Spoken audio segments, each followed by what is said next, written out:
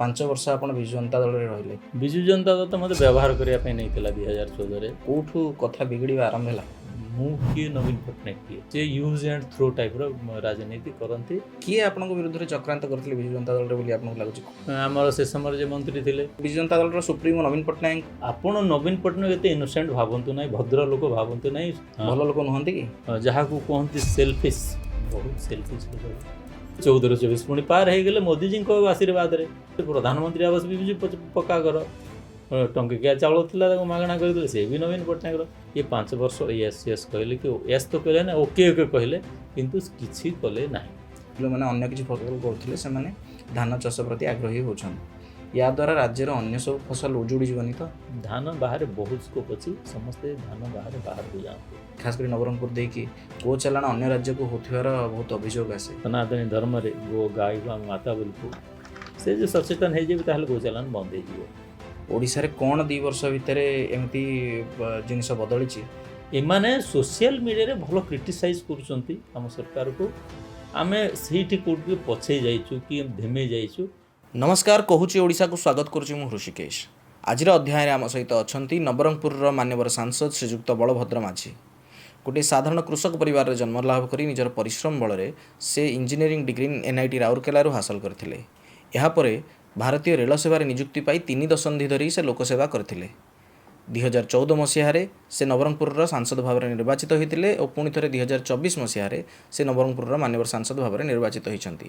ଆଜି ଆମେ ତାଙ୍କ ସହିତ ଆଲୋଚନା କରିବା ନବରଙ୍ଗପୁର ଜିଲ୍ଲା, ଓଡ଼ିଶାର ରାଜନୀତି ଓ ତାଙ୍କ ରାଜନୈତିକ ଜୀବନ ବିଷୟରେ। ନମସ୍କାର ଆଜ୍ଞା। ନମସ୍କାର ଆଜ୍ଞା, ଆପଣଙ୍କର ରାଜନୈତିକ ଜୀବନର ଗୋଟେ ବହୁତ 10-12 ବର୍ଷ ହେଇଗଲାଣି। 12 ବର୍ଷ ଭିତରେ ଆପଣ 2 ଥର ସାଂସଦ ହେଇଗଲେଣି। ଆପଣଙ୍କ ଜୀବନକୁ ଯଦି ଆମେ ପଛକୁ ଯାଇକି ଫେରିକି ଦେଖିବା, ତାହେଲେ ଆପଣ ଗୋଟେ ସାଧାରଣ କୃଷକ ପରିବାରରୁ ଆସନ୍ତି। ଆପଣଙ୍କର ରାଜନୈତିକ ବ୍ୟାକଗ୍ରାଉଣ୍ଡ ସେମିତି କିଛି କହିବାକୁ ଗଲେ ନାହିଁ, କିନ୍ତୁ ଆପଣ ପାଠଶାଠ ପଢ଼ିକି ଚାକିରି ଖଣ୍ଡେ କରିଥିଲେ, ଭଲ ଚାକିରିଟେ କରିଥିଲେ, 30 ବର୍ଷ ଲୋକସେବା କଲେ, ରିଟାୟାରମେଣ୍ଟକୁ ଅଳ୍ପ ଦିନ ଥାଇକି ଆପଣ ରାଜନୀତିକୁ ଆସି ଆପଣ ସାଂସଦ ହେଇଛନ୍ତି। ରାଜନୀତି ପ୍ରତି ଆପଣଙ୍କର କ'ଣ ଜୀବନ ସାରା ଏମିତି ମହତ୍ୱାକାଂକ୍ଷା ଥିଲା? ପିଲାବେଳେ ଛାତ୍ର ଜୀବନ ଆପଣଙ୍କର ଯେତେବେଳେ ଥିଲା, ଆପଣ ଯେତେବେଳେ ପାଠ ପଢ଼ୁଥିଲେ, ସେତେବେଳେ କ'ଣ ଆପଣ ଭାବିଥିଲେ ରାଜନୀତି କରିବେ, ସାଂସଦ ହେବେ ବୋଲି? ନା, ମୋର ଆଦୌ ଭାବିନଥିଲି। କିନ୍ତୁ ଆମେ ଯେହେତୁ ଆପଣ ଯେମିତି କହିଲେ ଗୋଟେ ମାନେ ପଛୁଆ ଅଞ୍ଚଳ ନବରଙ୍ଗପୁର ପରିବାର ଜିଲ୍ଲା, ସେ ସମୟରେ କୋରାପୁଟ ଜିଲ୍ଲାରେ ଜନ୍ମ ନେଇଥିଲୁ ଏବଂ ଚାଷୀ ପରିବାର।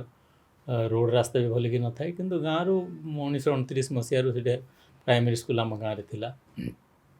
ତ ପଢ଼ାପଢ଼ି କରି ଆଗକୁ ବଢ଼ିବା ବହୁତ କଷ୍ଟକର କାମ ଥିଲା। ସେ ଏରିଆରୁ କିଛି ମାଟ୍ରିକୁଲେସନ୍ ଗୋଟେ ପାସ୍ ହେଇଗଲେ ବି ଲୋକ ଜାଣିନାହାନ୍ତି ଏଇ ଗାଁର ପିଲା ଗୋଟେ ମାଟ୍ରିକୁଲେସନ୍ ପାସ୍ କରିଛି। ସମସ୍ତଙ୍କ ଆଶୀର୍ବାଦରୁ ମାଟ୍ରିକୁଲେସନ୍ ଯେତେବେଳେ ମୁଁ ପାସ୍ କଲି, ତାପରେ ଇଣ୍ଟରମିଡ଼ିଏଟ୍ ପଢ଼ିବା ପାଇଁ ଜୟପୁର ଆସିଲି। ବହୁତ କ୍ୱଚିତ ଛାତ୍ରଛାତ୍ରୀ ସେ ଅଞ୍ଚଳରୁ ଆସୁଥିଲେ। ମୁଁ ପୁଣି ସାଇନ୍ସ ପଢ଼ିଲି, ସାଇନ୍ସ ପଢ଼ିକି ଇଞ୍ଜିନିୟରିଂ କଲି। ମୁଁ ଜାଣିନାହିଁ, କିନ୍ତୁ ଇଞ୍ଜିନିୟରିଂ କଲା ପରେ ସେଇଠିକାର ଯେଉଁମାନେ ସରପଞ୍ଚ ଥିଲେ, ଗାଁର ମୁଖିଆମାନେ ଥିଲେ, ସେଇ ସମୟରେ କହୁଥିଲେ ଯେ ଆରେ ଆମ ଅଞ୍ଚଳରୁ ପଢ଼ା ଲେଖା ପିଲା ଗୋଟେ ବାହାରିଛି, ଇଏ ତୁ ଜୀବନ ସାରା ଚାକିରି କରିବୁ ନାହିଁ, ଦିନେ ରାଜନୀତି ବି କରିବା କଥା, ଆମେ ତୋତେ MP ହିସାବରେ ଦେଖିବା ପାଇଁ ଚାହିଁବୁ। ମାନେ ମୁଁ କହୁଛି ଏଇଟା 1985-86 ଯେତେବେଳେ ଇଞ୍ଜିନିୟରିଂ ଜଷ୍ଟ ପାସ୍ କରିଥାଏ, ସେ ସମୟରେ ଏ ପ୍ରକାର କହୁଥିଲେ। କିନ୍ତୁ ମୋ ମନରେ ସେମିତି କିଛି ନଥିଲା। ମୁଁ ଚାକିରି କଲି, ରହିଲି। 2012ରେ BJD ବାଲା ଆପ୍ରୋଚ୍ କଲେ ଯେ ଯେହେତୁ 2009ରେ BJD BJP ଗଠବନ୍ଧନ ଭାଙ୍ଗି ଯାଇଥିଲା ଏବଂ BJD ହାରିଗଲା 2009ରେ, ଗଠବନ୍ଧନ ହାରିଗଲା ନା, BJP ଜିତିଲା ନା BJD ଜିତିଲା, ପୁନର୍ବାର କଂଗ୍ରେସ ସେଠି ଜିତିକି ଆସିଲା। ତ BJDକୁ କେଉଁଠି ନା ଗୋଟେ ଚିନ୍ତା ଥିଲା ଯେ ଆମେ 14 କେମିତି ଜିତିବୁ, 2014 କେମିତି ଜିତିବୁ। ସେଠିକାର ସ୍ଥାନୀୟ ଯେଉଁମାନେ ବିଧାୟକ ମନ୍ତ୍ରୀ ଥିଲେ ତାଙ୍କ ଉପରେ ବୋଧେ ଚାପ ପଡ଼ୁଥିଲା ଟିକେ, ଯେ ଆଙ୍କ ଭିତରୁ କାହାକୁ ଠିଆ କରିବା। ପରୋକ୍ଷରେ ସେମାନେ ମୋ ପଛରେ ଲାଗିଥିଲେ 2012ରୁ, ଯେ ଆପଣ ଆସନ୍ତୁ ଚାକିରି ଛାଡ଼ିକି, ଆମେ ଆପଣଙ୍କୁ MP ଟିକେଟ୍ ଦେବୁ ଆଉ ଜିତେଇ ଦେବୁ, ଏଇ କରିବୁ। ମୋର ସେ ସମୟରେ ବହୁତ ସମୟ ଚାକିରି ଥିଲା। ତ ମୁଁ କହିଲି ଭାଇ ମୋର ଚାକିରି ବହୁତ ଦିନ ଅଛି, ମୁଁ ଏତେ ଜଲ୍ଦି ରାଜନୀତିକୁ ଆସିବାର ନାହିଁ। ମନା କରିକି ଶେଷରେ 2013ରେ ମୋ ମନରେ ଗୋଟେ ଆସିଲା ଯେ ଚାକିରି ତ ସବୁଦିନ ରହିବ ନାହିଁ, 60 ବର୍ଷ ବୟସରେ ଆମେ ଅବ୍ୟାହତି ନେବା। ଯଦି ସେମିତି ଗୋଟେ ସୁଯୋଗ ମିଳୁଛି ଲୋକଙ୍କ ସେବା କରିବା ପାଇଁ, ଆଉ ଏମିତି ଗୋଟେ ପଛୁଆ ଅଞ୍ଚଳ ଯେଉଁଠି ଏତେ ଆମେ ପଛରେ ଅଛୁ ସବୁ ଦୃଷ୍ଟିରୁ, ଯଦି ତାଙ୍କର ଲୋକଙ୍କର ସେବା କରିବା ପାଇଁ ସୁଯୋଗ ମିଳୁଛି, ହୁଏତ ଯେଉଁ ଅଞ୍ଚଳ ଆସିକି ଆମେ ଚାକିରି ଏତେ ଆଗକୁ ଗଲୁ ସେଇପରି ଅଞ୍ଚଳ ପାଇଁ ପ୍ରତିଦାନ ସ୍ୱରୂପ ମୋତେ କିଛି ଦେବା ପାଇଁ ସୁଯୋଗ ମିଳୁଛି, ବୋଧେ ହଁ କହିବା କଥା। ଏହା କହିକି ମୁଁ 2013 ଫେବୃଆରୀରେ କହିଲି ଠିକ୍ ଅଛି, ଯଦି ହେବ ମୁଁ ଆସିବି। ତା ପରବର୍ତ୍ତୀ ମୁଁ ଥରେ ବିଜେଡ଼ିରୁ ଟିକେଟ୍ ଦେଇଥିଲି, ଜିତି ଯାଇଥିଲି ଆଉ। ରାଜନୀତିକୁ ଆସିବା କ'ଣ ଆଜ୍ଞା ଏତେ ସହଜ? ଅନେକ ଲୋକ ଟିକେଟ୍ ପାଇଁ ଆଶାୟୀ ରହନ୍ତି। ଆପଣ କହୁଛନ୍ତି ଯେ ବିଜୁ ଜନତା ଦଳ ପକ୍ଷରୁ ଆପଣଙ୍କୁ ଆପ୍ରୋଚ୍ କରାଗଲା ଯେ ଆପଣ ଆସନ୍ତୁ ଆଉ ନିର୍ବାଚନ ଲଢ଼ନ୍ତୁ। କ'ଣ ଏମିତି ଆପଣ କରିଥିଲେ ନବରଙ୍ଗପୁର ଜିଲ୍ଲାରେ, ବା କ'ଣ ଆପଣଙ୍କର ଲୋକ ସମ୍ପର୍କ ଥିଲା ଯେ ଆପଣଙ୍କୁ ଆପ୍ରୋଚ୍ କରୁଥିଲେ ଲୋକ ନିର୍ବାଚନ ଲଢ଼ିବା ପାଇଁ? ଦେଖନ୍ତୁ ସେଠି ଆମ ଅଞ୍ଚଳରୁ ଜଣେ ଇଞ୍ଜିନିୟର ହେବା, ଇଞ୍ଜିନିୟରିଂ ରେଲୱେରେ ଚାକିରି କରିବା, ଆଉ ରେଲୱେରେ ଚାକିରି କରିକି ମାନେ ଚିଫ୍ ଇଞ୍ଜିନିୟର ପର୍ଯ୍ୟନ୍ତ ଯିବା ନଥିଲେ କେହି। ମୁଁ କହୁନାହିଁ ଯେ ମୋଠୁ ବଡ଼ ଚାକିରି କରିବା ଲୋକ ନଥିଲେ, କିନ୍ତୁ ଆଦିବାସୀ ସମାଜରୁ ରେଲୱେ ବିଭାଗରେ ଚିଫ୍ ଇଞ୍ଜିନିୟର ହେବାଟା ଗୋଟେ ତାଙ୍କ ପାଇଁ ଗୋଟେ ବହୁତ ବଡ଼ ବୋଲି ଭାବୁଥିଲେ ବୋଧେ। ମୋ ପଦବୀକୁ ନେଇକି ଲୋକଙ୍କ ଭିତରେ ଗୋଟେ ଆଗ୍ରହ ଥିଲା ଯେ ଆରେ ଏତେ ବଡ଼ ଚାକିରି କରୁଛି, ଆଉ ଏଇ ଲୋକ କ'ଣ ଚର୍ଚ୍ଚା ହେଲାଣି, ମାନେ 2013 ପରେ କଥା କହୁଛି, ଏଇ ଲୋକ କ'ଣ ଚର୍ଚ୍ଚା ହେଲାଣି, ଏଇ କ'ଣ ଆସିବ ରାଜନୀତିକୁ, ଏଇ ଯେଉଁ ଚର୍ଚ୍ଚା ଚାଲିଥିଲା। ପରେ ମୁଁ ଜାଣିଲି ଯେ ମୋତେ ଜିତେଇ ଦେଲେ ଲୋକ, କି ଅସମ୍ଭବ ବୋଲି ଭାବୁଥିଲେ ସମସ୍ତେ। ବିଜେଡ଼ି ବାଲା ବି ଅସମ୍ଭବ ବୋଲି ଭାବୁଥିଲେ। କଂଗ୍ରେସ ତ କେବେ ବି ସ୍ୱପ୍ନ ଦେଖିନଥିଲା କଂଗ୍ରେସ ସେଠୁ ହାରିବ ବୋଲିକି। ତ ପରେ ମୁଁ ଜାଣିବାକୁ ପାଇଲି ଯେ ଲୋକମାନେ ମୋତେ ଦେଖିନାହାନ୍ତି, ଜାଣିନାହାନ୍ତି, ମୋ ନାଁଟା ଶୁଣିଥିଲେ। ଏ ବଳଭଦ୍ର ମାଝୀ ବୋଲି କିଏ ଗୋଟେ ରେଲୱେରେ ଚାକିରି କରୁଛି, କିଏ କହୁଛି କିଏ ଇଞ୍ଜିନିୟର ଅଛି, କିଏ କହୁଛି ଚିଫ୍ ଇଞ୍ଜିନିୟର ଅଛି, ଏଇ ଟାଇପ୍ର। ଆରେ ସେମିତି କ'ଣ ଗୋଟେ ଲୋକ ଆସୁଛି, ଆମେ ତାକୁ ଭୋଟ୍ ଦେବା ଏଥର। ଏଇ ଚର୍ଚ୍ଚାଟା କାଳେ 2013 ପରେ ଯେବେଠାରୁ ମୁଁ ହଁ ଭରିଲି ବିଜେଡ଼ିରେ ପ୍ରାର୍ଥୀ ହେବା ପାଇଁ, ସେବେଠାରୁ କ'ଣ ଲୋକଙ୍କ ମନ ଭିତରେ ଗୋଟେ ଉତ୍ସାହ ଆଗରେ ଆସିଥିଲା ଯେ ନାଇଁ ଗୋଟେ ସେମିତି ଲୋକ ଆସୁଛି ଯେ ଆମେ ଦେବା କଥା ତାକୁ। ସେଇଟା ହିଁ ମୋର ନଚେତ୍ ମୁଁ କିଛି ସମାଜସେବା କରୁଥିଲି, କିନ୍ତୁ ଏତେ ବୃହତ୍ ଆକାର ସମାଜସେବା ନଥିଲା ଯେ ବହୁତ ବ୍ୟକ୍ତିଗତ ଭାବରେ ବହୁତ ମାନେ ପପୁଲାର ହେଇଯାଇଥିଲି, ବହୁତ ମୋର ସୁଖ୍ୟାତ ହେଇଯାଇଥିଲି, ସେମିତି ନାହିଁ। ମୋର ନାଁ ଆଉ ପଦବୀଟା ଲୋକଙ୍କ ଭିତରେ ହେଇକି ତୁଣ୍ଡବାଇଦ ସହସ୍ର କୋଶ ହୋଇଯାଇଥିଲା। ସେଇଟା ହିଁ ମୋତେ ଜିତିବା ପାଇଁ ସହାୟକ ହେଲା। 2014 ମସିହାରେ କୁହାଯାଏ ଯେ ସାରା ଦେଶରେ ମୋଦି ୱେଭ୍ ଚାଲିଥିଲା। ସାରା ଦେଶରେ ଭାରତୀୟ ଜନତା ପାର୍ଟି ଜୋରଦାର ବିଜୟ ହାସଲ କରିଥିଲା। ଓଡ଼ିଶାରେ ଟିକେ ପଛୁଆ ରହିଯାଇଥିଲା। ଓଡ଼ିଶାରେ ଯେଉଁ କିଛି ସାଂସଦ ଜିତିକି ଆସିଥିଲେ ତାଙ୍କ ଭିତରୁ ଆପଣ ଜଣେ ଥିଲେ। ଆପଣଙ୍କର ଜଣେ ପ୍ରଶାସକ ଭାବରେ, ଇଞ୍ଜିନିୟର ଭାବରେ, ଆଉ ସମାଜ ସେବାରେ ଆପଣଙ୍କର କାମ, ଆପଣଙ୍କ ଶିକ୍ଷାଗତ ଯୋଗ୍ୟତାକୁ ନେଇକି ଗୋଟେ ସକାରାତ୍ମକତା ଥିଲା। ବିଜୁ ଜନତା ଦଳ ଆପଣଙ୍କୁ ଗୋଟେ ଆସେଟ୍ ଭାବୁଥିଲା। 5 ବର୍ଷ ଆପଣ ବିଜୁ ଜନତା ଦଳରେ ରହିଲେ। କେମିତି ରହିଲା ବିଜୁ ଜନତା ଦଳର ଅଭିଜ୍ଞତା, ଆଉ କ'ଣ ହେଲା ଶେଷରେ ଯାହାକୁ ନେଇକି ଆପଣ ବିଜୁ ଜନତା ଦଳ ଛାଡ଼ିବାକୁ ବାଧ୍ୟ ହେଲେ? ବିଜୁ ଜନତା ଦଳ ତ ମୋତେ ବ୍ୟବହାର କରିବା ପାଇଁ ନେଇଥିଲା 2014ରେ। କାହିଁକିନା ତାଙ୍କ ଭିତରୁ ଯେଉଁମାନେ ଏମ୍ପି, ଯେଉଁମାନେ MLA ମନ୍ତ୍ରୀ ଥିଲେ, ସେମାନେ ସାଂସଦ ହିସାବରେ ଠିଆ ହେବା ପାଇଁ ପ୍ରସ୍ତୁତ ନଥିଲେ। ସେମାନେ ମୁଁ ଯାହା ପରେ ଜାଣିଲି ଏଇଟା ମଧ୍ୟ ଗୋଟେ ଯେ ମୁଁ ଜିତିଯିବି, ଜିତି ଯାଇକି ତାଙ୍କ ପାଇଁ ଗୋଟେ ଆସେଟ୍ ହେବି, ସେଇ ଦୃଷ୍ଟିରୁ ମୋତେ ନେଇନଥିଲେ। ସେମାନେ ମୋତେ ଗୋଟେ ମାନେ ଯେଉଁଟା ହିନ୍ଦୀରେ କୁହନ୍ତି ମୁର୍ଗା ବନେଇବା ପାଇଁ, ବକରା ବନେଇବା ପାଇଁ ସେମାନେ ଖୋଜୁଥିଲେ ଯେ ଆମେ ସେ ବକରା ବଳି ନ ପଡ଼ୁ, ବଳି ପଡ଼ିବା ପାଇଁ ଯଦି ଜଣେ ମିଳୁଛି ତାହେଲେ ସେ ଲୋକଟାକୁ ଧରିବୁ, ଆଉ ସେଥିରେ ସଫଳ ହେଲେ ବୋଲି କାଳେ ସେମାନେ ଖୁସି ହେଇଥିବେ। ତେଣୁକରି ମୁଁ ଆସିଲି, କିନ୍ତୁ ମୁଁ ଯେମିତି କହିଲି ଯେ ନାହିଁ ସେମିତି ନାହିଁ। କିଛି ବିଜୁ ଜନତା ଦଳ ସେଥିରେ କିଛି ପପୁଲାର ଥିଲା, ନବୀନ ପଟ୍ଟନାୟକ କିଛି ପପୁଲାର ଥିଲେ, ଏବଂ ଲୋକମାନେ ସ୍ୱତଃପ୍ରବୃତ୍ତ ଭାବେ ଭୋଟ୍ ଦେଇଛନ୍ତି। ଏସବୁ ଦୃଷ୍ଟିରୁ ଦେଖିଲେ ଲୋକମାନେ ବୋଧେ ଚାହୁଁଛନ୍ତି ଆଜିକାଲି ନବରଙ୍ଗପୁର ଉପରେ ପଛୁଆ ଅଞ୍ଚଳ ହେଲେ ମଧ୍ୟ ଜଣେ ଲୋକ ଯିଏ କାମ କରିପାରିବ ଲୋକସଭାରେ କି ପାର୍ଲାମେଣ୍ଟରେ, ଯେ ଆମ ପାଇଁ କଥା ରଖିପାରିବ, ଆମେ ସେମିତି ଲୋକକୁ ଦେବା କଥା ବୋଲି ବୋଧେ ମାନସିକତା ତାଙ୍କର ଆସିଯାଇଛି। ସେଇ ଦୃଷ୍ଟିରୁ ଦେଇଥିଲେ। ଏବଂ ଅନ୍ୟାନ୍ୟ ଯେଉଁ ସାଂସଦ ବିଜେଡ଼ିରୁ ଜିତି ଯାଇଥିଲେ, ପ୍ରାୟ ସମସ୍ତେ ଦେଖିବେ ଯେତିକି ଆମେ ଜିତିକି ଯାଇଥିଲୁ, ସମସ୍ତେ ଭଲ ଶିକ୍ଷାଗତ ଯୋଗ୍ୟତା ଭଲ ଥିଲା, ସମସ୍ତେ କର୍ମଠ ଥିଲେ, ସମସ୍ତେ ଦକ୍ଷ ଥିଲେ। 2014ରୁ 19ରେ ଯେତିକି ଆମେ ସାଂସଦ ଥିଲୁ, 20 ସାଂସଦ ଥିଲୁ ବିଜେଡ଼ିରେ। ଏବେ ମଧ୍ୟ ଚର୍ଚ୍ଚା ହୁଏ ପାର୍ଲାମେଣ୍ଟରେ ଯେ ଆପଣ 14ରୁ 19 ବିଜେଡ଼ିର ଭଲ ଟିମ୍ ଥିଲେ, ଭଲ କହୁଥିଲେ, ଭଲ ବକ୍ତବ୍ୟ ରଖୁଥିଲେ। ଏ ପ୍ରକାର ଚର୍ଚ୍ଚା ଏବେ ବି ଦିଲ୍ଲୀରେ ହୁଏ। ତାହେଲେ କ'ଣ କେଉଁଠୁ କଥା ବିଗିଡ଼ିବା ଆରମ୍ଭ ହେଲା? ନାଇଁ, ମୁଁ ଯେମିତି କହୁଛି ଯେ ବିଜେଡ଼ିର ଆଭିମୁଖ୍ୟ ନାହିଁ। ଆପଣ ଦେଖନ୍ତୁ, ଯେବେଠାରୁ ମୁଖ୍ୟମନ୍ତ୍ରୀ ହେଲେ ନବୀନ ପଟ୍ଟନାୟକ, ସିଏ ଗୋଟେ ଗୋଟେ ଡିଜାଇନ୍ କରିକି ବୋଧେ ଆସିଥିଲେ ଓଡ଼ିଶା ରାଜନୀତିକୁ ଯେ ମୁଁ ଯିବି ଏବଂ ଏକଛତ୍ରବାଦ ଶାସନ କରିବି। ମୋ ସାମ୍ନାରେ କିଏ ପ୍ରତିଦ୍ୱନ୍ଦ୍ୱୀ ନ ରୁହନ୍ତୁ, ମୋଠୁ ବଡ଼ ଚେହେରା କିଏ ନ ରହୁ, ମୋଠୁ ବେଶୀ ପପୁଲାର ଲୋକପ୍ରିୟ କିଏ ନୁହନ୍ତୁ। ସେଥିପାଇଁ ସେ ବିଧି ବାବଦରେ ସିଷ୍ଟମେଟିକାଲି ଯେଉଁଟା ଇଂରାଜୀରେ କୁହନ୍ତି ମାନେ ପୁରା ରଚନା କରିକି ଗୋଟେ ଯିଏ ବି ତାଙ୍କର ବଡ଼ ବଡ଼ିଆ ନେତାମାନେ ଥିଲେ 2 ନମ୍ବର 3 ନମ୍ବର 4 ନମ୍ବର ସମସ୍ତଙ୍କର ପକ୍ଷଚ୍ଛେଦନ କରି ଏବଂ କିଛି ଅଧିକାରୀଙ୍କୁ ବିଧିବଦ୍ଧ ଭାବରେ ସସ୍ପେଣ୍ଡ କରି ଚାକିରିରୁ ବାହାର କରି ସିଏ ଗୋଟେ ତା'ର ମାନେ ତାଙ୍କର ଗୋଟେ ଇମେଜ୍ କ୍ରିଏଟ୍ କଲେ ଯେ ନବୀନ ପଟ୍ଟନାୟକ ବହୁତ ସ୍ୱଚ୍ଛ ଲୋକ, ସ୍ୱଚ୍ଛବାଦୀ ଲୋକ, ବଢ଼ିଆ ଲୋକ, ଦକ୍ଷ ଲୋକ, ଏଇ ପ୍ରକାର ତାଙ୍କର ଗୋଟେ ତାଙ୍କର ଛବିଟା ତିଆରି କଲେ। ସେ ଛବି ତିଆରି କରିବା ଯୋଗୁଁ ହିଁ ଏବଂ ଅନ୍ୟମାନଙ୍କୁ ବଳି ଦେବା ଯୋଗୁଁ ହିଁ ସେ ଏତେ ଦିନ ରହିଲେ। ତ ମୋ ପରି ଲୋକ ତାଙ୍କ ପାଇଁ କିଛି ମାୟନେ ରଖେ ନାହିଁ। ମୁଁ କିଏ, ନବୀନ ପଟ୍ଟନାୟକ କିଏ, ସେ ୟୁଜ୍ ଆଣ୍ଡ ଥ୍ରୋ ଟାଇପ୍ର ରାଜନୀତି କରନ୍ତି। ତେଣୁକରି ମୁଁ ବି ସେଇ ୟୁଜ୍ ଆଣ୍ଡ ଥ୍ରୋ ଭିତରେ ଗୋଟେ ଥିଲି। ତ ଏଇଟା ମୁଁ 2014 ପରେ ମୋ ବଡ଼ ଆତ୍ମବିଶ୍ୱାସ ସହିତ ଯେ କିଛି କରିବି। ଗୋଟେ ସାମ୍ନାରେ ଗୋଟେ ପପୁଲାର ମୁଖ୍ୟମନ୍ତ୍ରୀ ଅଛନ୍ତି, ବଢ଼ିଆ ଛବିବାଲା ମୁଖ୍ୟମନ୍ତ୍ରୀ ଅଛନ୍ତି, ବହୁତ କିଛି କରିବ ଅଞ୍ଚଳ ପାଇଁ। ବହୁତ କିଛି ସ୍ୱପ୍ନ ଦେଖିଲି, ତାଙ୍କ ପାଖରେ ବହୁତ ଥର ଗୁହାରି ମଧ୍ୟ ହେଲି। ମୋ ସେତେବେଳକୁ ମୁଁ ଯେଉଁ ସମୟରେ 14ରେ ସାଂସଦ ହେଲି, ମୋର 21ଟା ବ୍ଲକରୁ କୌଣସି ବ୍ଲକରେ ପୁରା ଲୋକସଭା ନିର୍ବାଚନ ମଣ୍ଡଳୀରେ ଗୋଟିଏ ବି ସରକାରୀ ଡିଗ୍ରୀ କଲେଜ ନାହିଁ। ଯେଉଁଠି ଏତେ ଆପଣଙ୍କର ସାକ୍ଷର ହାର 2011ରେ ବି 48%। ତାଙ୍କୁ ଗୁହାରି ହେଲି 5 ବର୍ଷ ଧରି ଗୋଟେ ପ୍ରତି ବ୍ଲକରେ ମୋ ପାଇଁ ଗୋଟେ ସରକାରୀ କଲେଜ ଦିଅନ୍ତୁ, ନହେଲେ ସେଠିକାର ଆମ ଛାତ୍ରଛାତ୍ରୀ ଆଗକୁ ବଢ଼ିପାରିବେନି, ସେ ମାନେ ସେମିତି ରହିଯିବେ, କୌଣସି ଦୃଷ୍ଟିରୁ କେଉଁ କାମକୁ ହେବେ ନାହିଁ। ସେ ଖାଲି ଓକେ କହିଲେ, କଲେ କିଛି ନାହିଁ।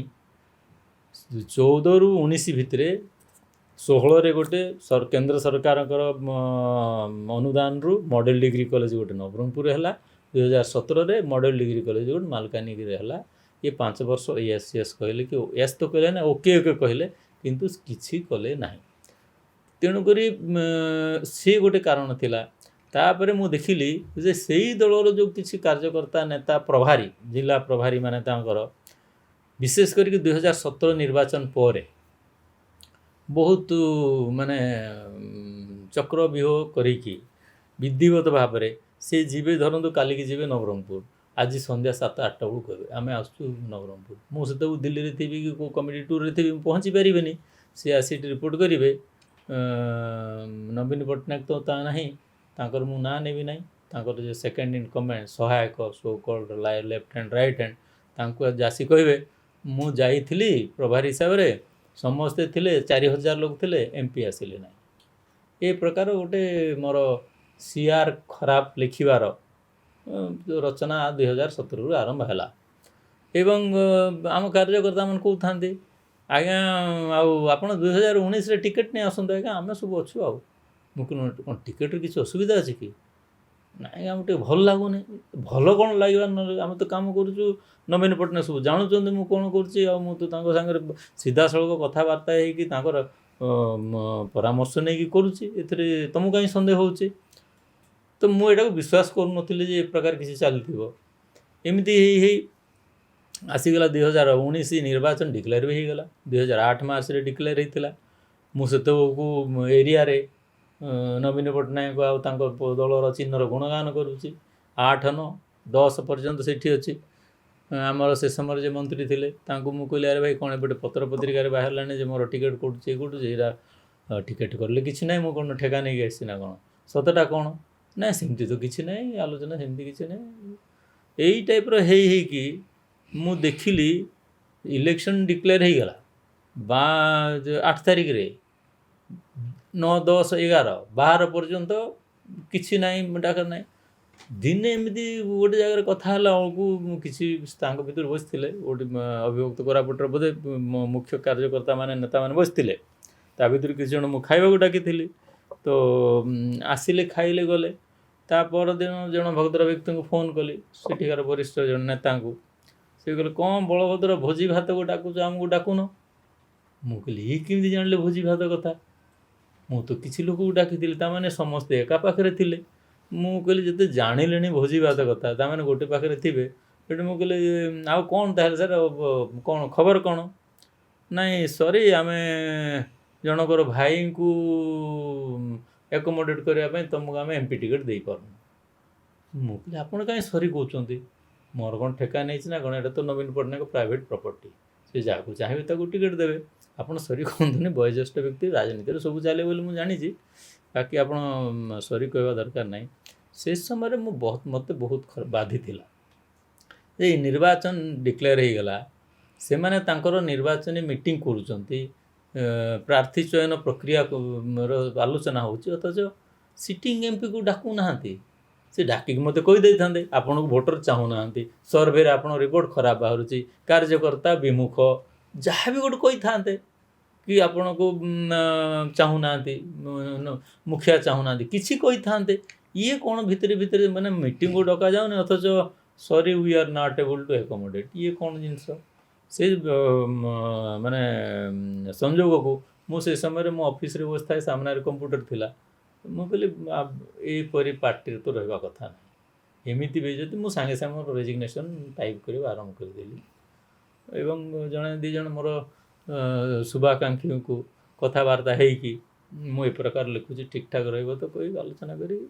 2014ରେ ଗଲେ ନବୀନ ନିବାସରେ ଦେଇକି ଆସିଗଲି ମୋର ରେଜିଗ୍ନେସନ୍ ପତ୍ରଟା। ଆଉ ଆପଣ ନବୀନ ନିବାସ ଆସିଥିଲେ ସଭାପତିଙ୍କୁ ଭେଟିବା ପାଇଁ, ଆଉ ଆପଣଙ୍କୁ ଭେଟିବାକୁ ଦିଆଗଲା ନାହିଁ। ନା ହଁ, ତଥାପି ଆପଣ ନାଁ ନେଉନାହାନ୍ତି ଡିଏସ୍ କୁଟେ ଆଉ ଭିକେ ପାଣ୍ଡିଆନଙ୍କର। ନାଇଁ ସେ ସମୟରେ ପାଣ୍ଡିଆନ ସେଠି ନଥିଲେ। ସେଇଠି ମୁଁ ନାଁ ନେବା ପାଇଁ କହୁଛନ୍ତି ଯେ ମୁଁ କହୁନଉଛି। ସେଇଠି ଆମର ଗଲାକୁ ବହୁତ ଗହଳି ଥିଲା, ଗୋଟେ 1500-1600 ଲୋକ ଥିବେ। ଲବିରେ ଆସିଥିଲେ ସମସ୍ତେ। ମଧୁସୂଦନ ଦାସଙ୍କୁ ପ୍ରଥମେ ଦେଖା ହେଲା, ଯଦିଓ ସେ ଚାକିରିରେ ଥିଲେ ତଥାପି ସେ ପାର୍ଟି କାମ ସେଠି କରୁଥିଲେ। ତ ମୁଁ ତାଙ୍କୁ କହିଲି ଟିକେ ନବୀନ ପଟ୍ଟନାୟକ କେମିତି ଦେଖା ହେଇପାରିବ? ସେ କହିଲେ ନା, ସେ ଗେଟ୍ ପାଖକୁ ଯାଉନାହାନ୍ତି, ସେଠି ତ ଗେଟ୍ ପାଖରେ ବବି ଅଛି। ମୁଁ ସେଠି ଗଲି, ବବି ଟିକେ ଭାଇ ଶୁଣିବ କି? ଭାଇ ଟିକେ ଏପଟ ସେପଟ ସେ ଏଭଏଡ଼ କଲେ। ମୁଁ କହିଲି ଏତେ ତ ଗୋଡ଼େଇବା ଉଚିତ ନା, ମୁଁ ତ ରେଜିଗ୍ନେସନ୍ ଦେବା ପାଇଁ ଆସିଛି, ଏତେ ଗୋଡ଼େଇବା ଦରକାର ନାହିଁ। ପୁନର୍ବାର ଆସିକି ମୁଁ ମଧୁସୂଦନ ଦାସକୁ ହିଁ ଧରେଇଦେଲି। ସେ ବବି ବେଶୀ ବ୍ୟସ୍ତ ଲାଗୁଛି, ଆଉ ମୁଁ ତାଙ୍କୁ ନବୀନ ପଟ୍ଟନାୟକ ପାଇଁ ଗୋଟେ ଚିଠି ଆଣିଥିଲି, ଟିକେ ଦେଇଦେବେ କହିକି, ବାକି ଯେତିକି ମିଡ଼ିଆ ବାଲା ଥିଲେ ତାଙ୍କୁ ମୁଁ ଗୋଟେ କପି ବାଣ୍ଟିଦେଲି। ଆଉ କିଏ ଆପଣଙ୍କ ବିରୁଦ୍ଧରେ ଚକ୍ରାନ୍ତ କରିଥିଲେ ବିଜୁ ଜନତା ଦଳରେ ବୋଲି ଆପଣଙ୍କୁ ଲାଗୁଛି? କ'ଣ ପାଇଁ ନବରଙ୍ଗପୁର ଜିଲ୍ଲାର କିଛି ତୁଙ୍ଗ ନେତା ରମେଶ ମାଝୀ ଯିଏ ନିର୍ବାଚନ ଲଢ଼ିବାକୁ ଚାହୁଁଥିଲେ ନିଜେ ନବରଙ୍ଗପୁର କନଷ୍ଟିଚ୍ୟୁଏନ୍ସିରୁ, ସିଏ କିମ୍ବା ଅନ୍ୟ କିଏ ଯେଉଁ କୋଟରୀ କୁହାଯାଏ ବ୍ୟୁରୋକ୍ରାଟ୍ ମାନଙ୍କର, ସେମାନଙ୍କର ସମ୍ପୃକ୍ତି ଥାଇପାରେ ନା? କିଏ କେଉଁମାନେ ଥିଲେ ଯେଉଁମାନେ ଏ ଡିସିଜନ୍ ପଛରେ ଥିଲେ? ଏଥିରେ ମୋତେ ଲାଗୁଛି ସବୁ ଥିଲେ। ନବୀନ ପଟ୍ଟନାୟକ ବି ଥିଲେ। ନବୀନ ପଟ୍ଟନାୟକ ମୁଁ କହୁଛି ବ୍ୟକ୍ତିଗତ ଭାବରେ, ମୁଁ ଯେତେ ଥର ମିଶିଛି 5 ବର୍ଷରେ, ଯେତେ ଆଲୋଚନା କରିଛି, ବୋଧେ ଅନ୍ୟ କୌଣସି ବିଜେଡ଼ିର MP MLA ମନ୍ତ୍ରୀ ସେ ସମୟରେ ଏତେ ଆଲୋଚନା କରିନଥିବେ। ମୋର ଗୋଟେ ଦୃଢ଼ ବିଶ୍ୱାସ ଥିଲା ଯେ ଯିଏ ଯାହା କରୁ କାହିଁକି, ନବୀନ ପଟ୍ଟନାୟକ ତ ଜାଣୁଛନ୍ତି ମୁଁ କ'ଣ କରୁଛି। ତେଣୁକରି ସେ କିଏ କେତେ ବି ସେ ମୋର ନେଗେଟିଭ୍ କୁହନ୍ତୁ, ନବୀନ ପଟ୍ଟନାୟକ ତ ଅନ୍ତତଃ ମୋତେ ଅଣଦେଖା କରିବେ ନାହିଁ। ଟିକେଟ୍ କଥା ଅଲଗା କଥା, ମୋ ମନରେ ଏବେ ବି ଅଛି, ସେ ସମୟରେ ଅଛି। ଟିକେଟ୍ ନ ଦେବା ଅଲଗା କଥା, ତୁମେ ପାର୍ଟି କାମରେ ଲଗାଇ ପାରିବ, ବହୁତ କାମ ଅଛି। MP MLA ଲଢ଼ିବା ବାହାରେ ମଧ୍ୟ ଯେକୌଣସି ରାଜନୀତି ଦଳର ବହୁତ କାମ ଥାଏ। ଆପଣ ସାଙ୍ଗଠନିକ କାମ ଦେଇପାରିବେ, ଯାହା ବି ଦାୟିତ୍ୱ ଦେଇପାରିବେ, କୌଣସିଥିରେ ମଧ୍ୟ ଲଗାଇ ପାରିଥାନ୍ତେ। ଆଉ ନବୀନ ପଟ୍ଟନାୟକ ପାଇଁ ଏତିକି ପାଇଁ କହୁଛି ଯେ ରିଜାଇନ୍ କଲା ପରେ ବି ମଧ୍ୟ ସେ ମୋତେ ଫୋନ୍ କରିନାହାନ୍ତି ତ, ଯେ ବଳଭଦ୍ର ମାଝୀ ନହେଲେ ଆମର ନବରଙ୍ଗପୁର ହାରିଯିବୁ କି ଆମର କିଛି କ୍ଷତି ହେଇଯିବ, ସେମିତି କିଛି ଭାବନା ନଥିଲା। ତେଣୁ ଆମେ ତାଙ୍କ ପାଇଁ ନନ୍ ଏଣ୍ଟିଟି ଥିଲୁ, ମାନେ ନଗଣ୍ୟ ଥିଲୁ। ତେଣୁକରି ତାପରେ ଏ ଯେଉଁ ବ୍ୟୁହ ରଚନା କରିବା ବାଲା ସମସ୍ତେ ସେଥିରେ ଥିଲେ, ଏବଂ ସିଷ୍ଟମେଟିକାଲି କରାଯାଉଥିଲା। ଥରେ ନବୀନ ପଟ୍ଟନାୟକ ସାମ୍ନାରେ ଏମିତି ମଧ୍ୟ କୁହାଗଲା ଯେ ଆପଣ 20,000 ସମାଗମ ଥିଲା, ଆପଣ ଗଲେ ନାହିଁ। ସେଇ ଯେଉଁ ସମାଗମ କଥା ସେ କହିଲେ, ସମାଗମରେ ହେଲିକପ୍ଟରରେ ଯିବାର ଥିଲା। ସେ ସମୟରେ ମନ୍ତ୍ରୀ ମୁଁ ଆଉ ପ୍ରଭାରୀ ସାଙ୍ଗରେ। ତା ପୂର୍ବଦିନ ରାତି 10ଟାରେ କୁହାଯାଉଛି ନା ହେଲିକପ୍ଟର ଆପଣ ଯାଇପାରିବେ ନାହିଁ। ଆଉ କାର୍ଯ୍ୟକ୍ରମ କେଉଁଠି ଥିଲା? ରାୟଘରରେ। ମୁଁ ଅଛି ଭୁବନେଶ୍ୱରରେ। ସାଙ୍ଗରେ ସ୍ୱାସ୍ଥ୍ୟମନ୍ତ୍ରୀ ଯିବେ, ତାଙ୍କୁ ଆମେ ନୂଆପଡ଼ାରେ ଓହ୍ଲେଇକି ଆମକୁ ଯିବାକୁ ପଡ଼ିବ, ତେଣୁ ଆମେ ଆପଣଙ୍କୁ ନେଇପାରିବୁନି। ମୁଁ କହିଲି ଠିକ୍ ଅଛି, ଯଦି ନେଇପାରିବନି ମୁଁ ଯାଇପାରିବିନି। ମୁଁ ସମ୍ଭବ ଥିଲା କି ରାତି 10টাରେ କହିବେ ସେ ରାୟଗଡ଼ରେ ପ୍ରୋଗ୍ରାମ୍ ହୁଏ, ତା ପରଦିନ ସେମାନେ ଯାଇକି କାର୍ଯ୍ୟକ୍ରମ କରିବେ ରାୟଗଡ଼ରେ, ମୁଁ କେଉଁଥିରେ ଯାଇଥାନ୍ତି? ବାଇ ରୋଡ଼ ଯାଇଥିଲେ ମଧ୍ୟ ମୁଁ ଭାବୁଛି କାର୍ଯ୍ୟକ୍ରମକୁ ଫେରି ପହଞ୍ଚି ପାରିନଥାନ୍ତି। ତା ବାଦେ ମଧ୍ୟ ଏଇଠି ମିଷ୍ଟର ପାଣ୍ଡିଆନ କହିଲେ ନବୀନ ପଟ୍ଟନାୟକକୁ, ଯଦି ମୁଁ ତାଙ୍କୁ ଦେଖା କରିବା ପାଇଁ ଯାଇଥିଲି, ଆପଣ 20,000 ସମାଗମ ଥିଲା, ଆପଣ ସେଠି ଗଲେ ନାହିଁ। ମୁଁ ଏବେ ପରିସ୍ଥିତିଟା କହିଲି, ଏମିତି ପରିସ୍ଥିତିରେ ମୁଁ କେମିତି ଯାଇଥାନ୍ତି? ଏଇଟା ତ ମୋ ପାଇଁ ପ୍ରଥମେ ତ ଇନସଲ୍ଟ। ଗୋଟେ ବିଧାୟକ, ପ୍ରଭାରୀ ବିଧାୟକ ସେ ହେଲିକପ୍ଟରରେ ବସିଗଲା, ଅଥଚ ଲୋକାଲ ଏମ୍ପିକି ଗଲା ନାହିଁ, ଏମ୍ପିକୁ ନିଆଗଲା ନାହିଁ। ଏଇଟା ମୋ ପାଇଁ ଇନସଲ୍ଟ। ଆପଣ ମୋତେ ପ୍ରଶ୍ନ କରୁଛନ୍ତି କେମିତି ଗଲେନି ବୋଲି, କେମିତି ମୁଁ ଯାଇଥାନ୍ତି? ତା ବାଦ ବି ପାଣ୍ଡିଆନ କହିଲେ still then you should have gone. ମାନେ ମୁଁ କ'ଣ, ମୁଁ ଗୋଟେ ଅଲଗା ଗୋଟେ ହେଲିକପ୍ଟର କରି ଯାଇଥାନ୍ତି ନା କ'ଣ? ଏଇ ପ୍ରକାର ଯେଉଁ ବ୍ୟବହାର କି ଯେଉଁ ମାନେ ବ୍ୟବହାର କଥାବାର୍ତ୍ତା ହାଲଚାଲ ଖାଦ୍ୟ ଗ୍ରହଣୀୟ ନୁହେଁ। ତାମାନେ ମୁଁ ଏଇଟା ଗୋଟେ ସିଷ୍ଟମେଟିକଲି ସିଷ୍ଟମରେ ସମସ୍ତେ ଥିଲେ। ଆଉ କ'ଣ ପାଇଁ ତାଙ୍କର ଥିଲା, ମୁଁ ଏତେ ବଡ଼ ହସ୍ତି ନାହିଁ ଯେ ମୁଁ ନବୀନ ପଟ୍ଟନାୟକକୁ ତୋଡ଼ିଦେବି, କେଉଁ ମନ୍ତ୍ରୀକୁ ତୋଡ଼ିଦେବି, କେଉଁ ବଡ଼ ବଡ଼ ଇଏକୁ ତୋଡ଼ିଦେବି। ଆଦିବାସୀ ଏରିଆର ଗୋଟେ ଛୋଟ ଜାଗାର ଗୋଟେ ପ୍ରଥମ ଥର ସାଂସଦ କ'ଣ ଏମିତି କରିଦେଉଥିଲେ, ସେମାନଙ୍କୁ କଷ୍ଟ ହେଉଥିଲା। ଆପଣଙ୍କ ସାଙ୍ଗରେ ଗୋଟେ ମୁଁ ପ୍ରଥମ କଥା ନୋଟିସ୍ କଲି ଯେ ସେ ସମୟରେ ଯେତେ ନେତା ବିଜୁ ଜନତା ଦଳ ଛାଡ଼ିକି ଭାରତୀୟ ଜନତା ପାର୍ଟିକୁ ଆସିଥିଲେ 2018-19 ଭିତରେ, ସେମାନେ ପ୍ରାୟତଃ ଭିକେ ପାଣ୍ଡିଆନକୁ ଟାର୍ଗେଟ୍ କରନ୍ତି, କୁହନ୍ତି ଯେ ଭିକେ ପାଣ୍ଡିଆନଙ୍କ କାରଣରୁ ତାଙ୍କର ମାନେ ଦଳରେ ରାଜନୈତିକ ନିଷ୍ପତ୍ତି ଠିକ୍ ଭାବରେ ହେଇପାରୁନାହିଁ ଆଉ ତାଙ୍କର ପ୍ରଭାବ ରହୁଛି। କିନ୍ତୁ ବିଜୁ ଜନତା ଦଳର ସୁପ୍ରିମୋ ନବୀନ ପଟ୍ଟନାୟକଙ୍କୁ ସିଧାସଳଖ କେହି କୁହନ୍ତି ନାହିଁ ଯେ ତାଙ୍କର ମାନେ ତାଙ୍କର ନୀତି ବି ଠିକ୍ ନାହିଁ ବୋଲି। ଆପଣ ପ୍ରଥମ ନେତା ମୁଁ ଦେଖିଲି ଯିଏ କହୁଛନ୍ତି ଯେ ଗୋଟେ ସାମୂହିକ ନିଷ୍ପତ୍ତି, ଏଥିରେ ନବୀନ ପଟ୍ଟନାୟକ ନିଜେ ମଧ୍ୟ ପ୍ରତ୍ୟକ୍ଷ ଭାବରେ ସମ୍ପୃକ୍ତ ଥିଲେ ବୋଲି।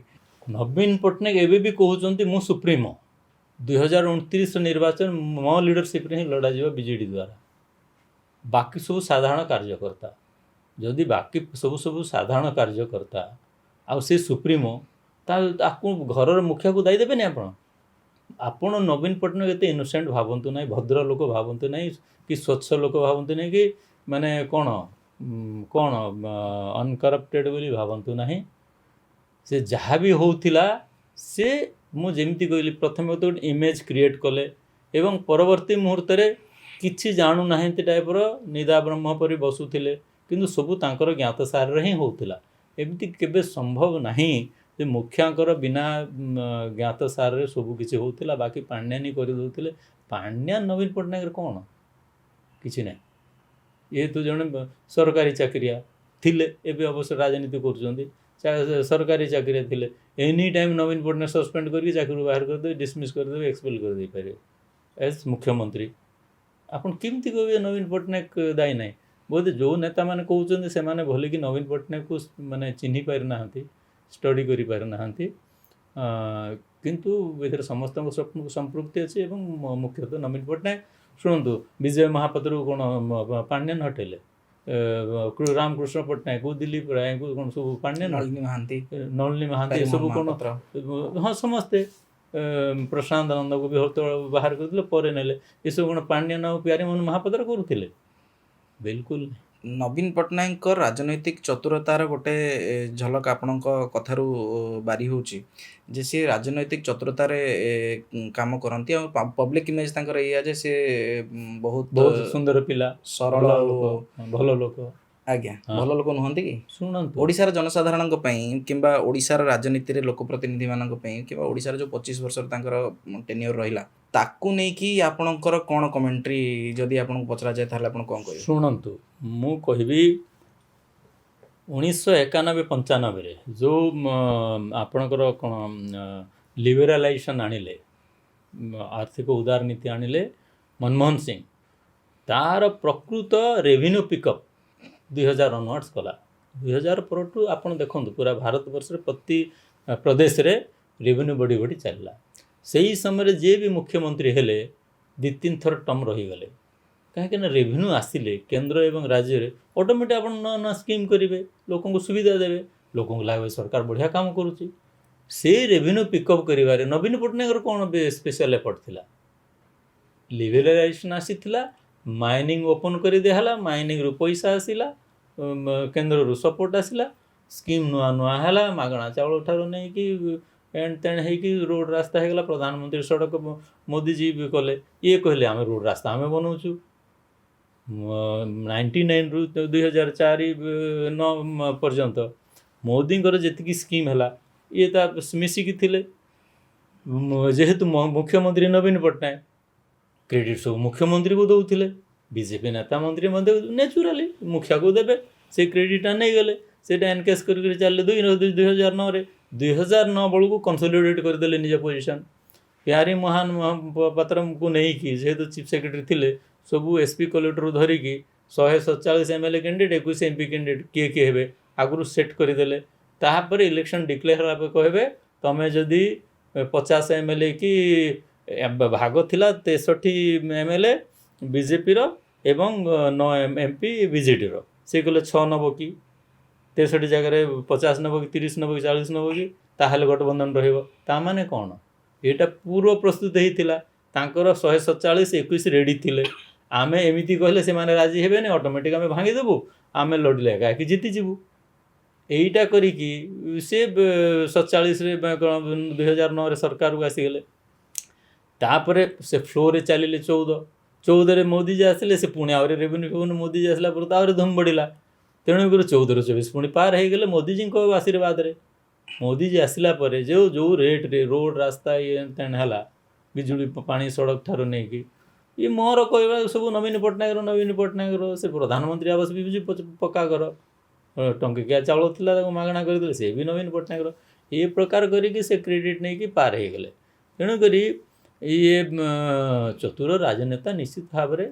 ଆଉ ମୁଁ କହିବି ବହୁତ କ'ଣ ଯାହାକୁ କୁହନ୍ତି ସେଲଫିସ୍ ବହୁତ ସେଲଫିସ୍ ଲୋକ ଆଉ ୟାରି ଭିତରେ ଏତିକି ରେଭିନ୍ୟୁରେ ଓଡ଼ିଶା ଯେଉଁ ସ୍ତରକୁ ଯେଉଁ ପ୍ରକାର ଯିବା କଥା ସେଇଟା ବାଧିତ ହେଲା এই ସମୟରେ ନବୀନ ପଟ୍ଟନାୟକ ଛଡ଼ା ଅନ୍ୟ କୌଣସି ଲୋକ ହେଇଥାନ୍ତା ପଇସାଟା ଭଲ ବ୍ୟବହାର ହେଇଥାନ୍ତା ମୁଁ ମୋ ଏରିଆ କଥା ହିଁ କହିବି ମୁଁ ପ୍ରତି ବ୍ଲକରେ ଗୋଟେ ସରକାରୀ କଲେଜ କରିଦେଇଥାନ୍ତି ସେ ସମୟରେ ମେଡ଼ିକାଲ କଲେଜ କରିଦେଇଥାନ୍ତି ରେଲୱେ ଲାଇନ୍ ଏତେ ଟ୍ରେନ୍ ଚାଲିଥାନ୍ତା 2016ରୁ ମୁଁ ରେଲୱେ ଲାଇନ୍ ସାଙ୍ଗସନ୍ କରିଲି ଜୟପୁର ମାଲକାନଗିରି ଜୟପୁର ନବରଙ୍ଗପୁର 2024 ପର୍ଯ୍ୟନ୍ତ 16ରୁ 24 8 ବର୍ଷ ନବୀନ ପଟ୍ଟନାୟକ ସେଠି 10 ମାର୍ଚ୍ଚ 2016ରେ ଚୁକ୍ତି କରିକି ଆସିଲେ ରେଲୱେ ବୋର୍ଡ଼ରେ ଯେ ଜୟପୁର ନବରଙ୍ଗପୁର ଆମେ ଜମି ମାଗଣା ଦେବୁ ପ୍ରକଳ୍ପ ଖର୍ଚ୍ଚର ଅଧା ଖର୍ଚ୍ଚ ବହନ କରିବୁ ଜୟପୁର ମାଲକାନଗିରି ରେଲୱେ ପ୍ରୋଜେକ୍ଟ ପାଇଁ ଆମେ 25% ଖର୍ଚ୍ଚ ବହନ କରିବୁ 16ରୁ 24 8 ବର୍ଷ ତାଙ୍କ ବଜେଟରେ ଗୋଟେ ଟଙ୍କା ରଖିଲେ କି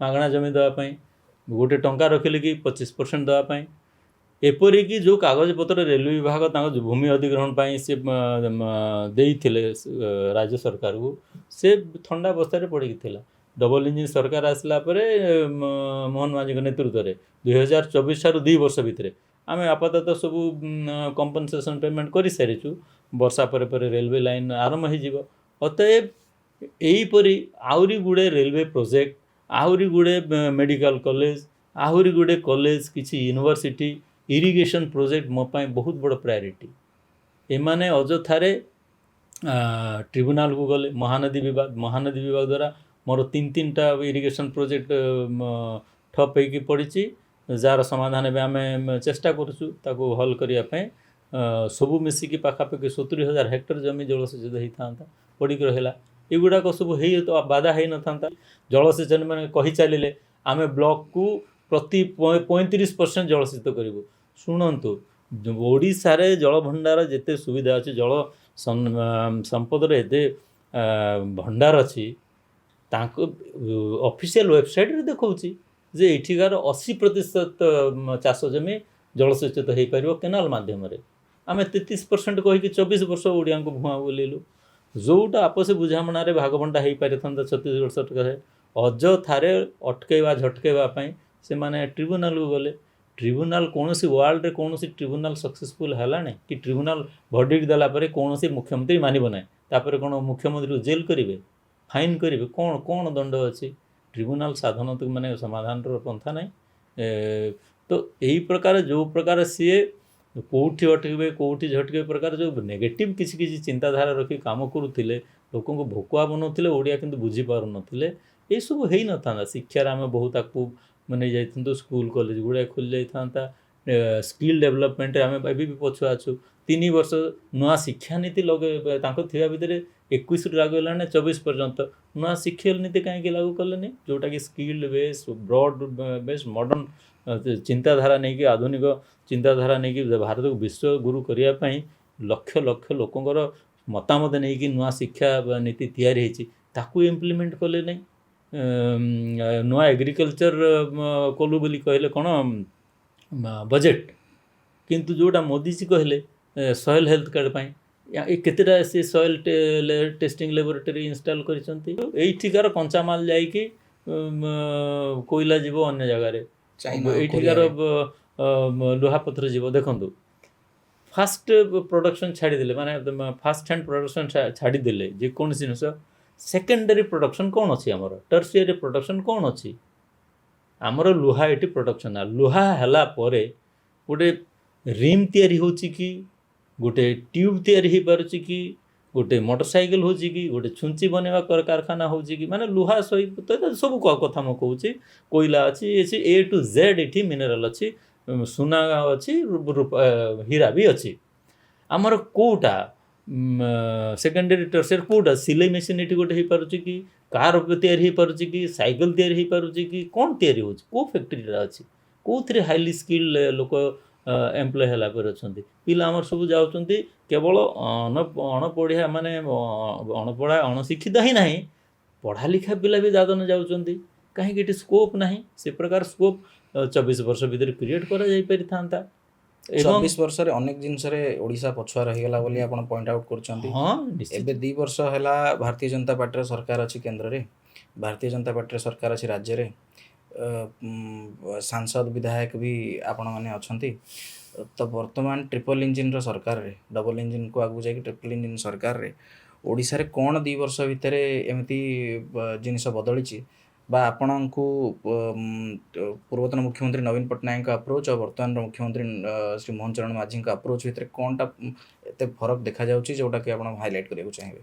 2 ଜଣ ମୁଖ୍ୟମନ୍ତ୍ରୀଙ୍କ ଭିତରେ ଫରକ ହେଉଛି, ନବୀନ ପଟ୍ଟନାୟକଙ୍କୁ ସାଧାରଣ ଲୋକ ତ ଜନତା ଭୋଟର ତ ଦୂରର କଥା, ବାହାରୁ ତାଳି ମାରୁଥିଲେ, ପ୍ରଶଂସା କରୁଥିଲେ, କାହିଁକିନା ସେ ପ୍ରକାର ଗୋଟେ କ୍ରିଏଟ୍ କରାଯାଇଥିଲା ମୁଁ କହିଲି। କିନ୍ତୁ କେତେ ଜଣ ଭେଟି ପାରୁଥିଲେ?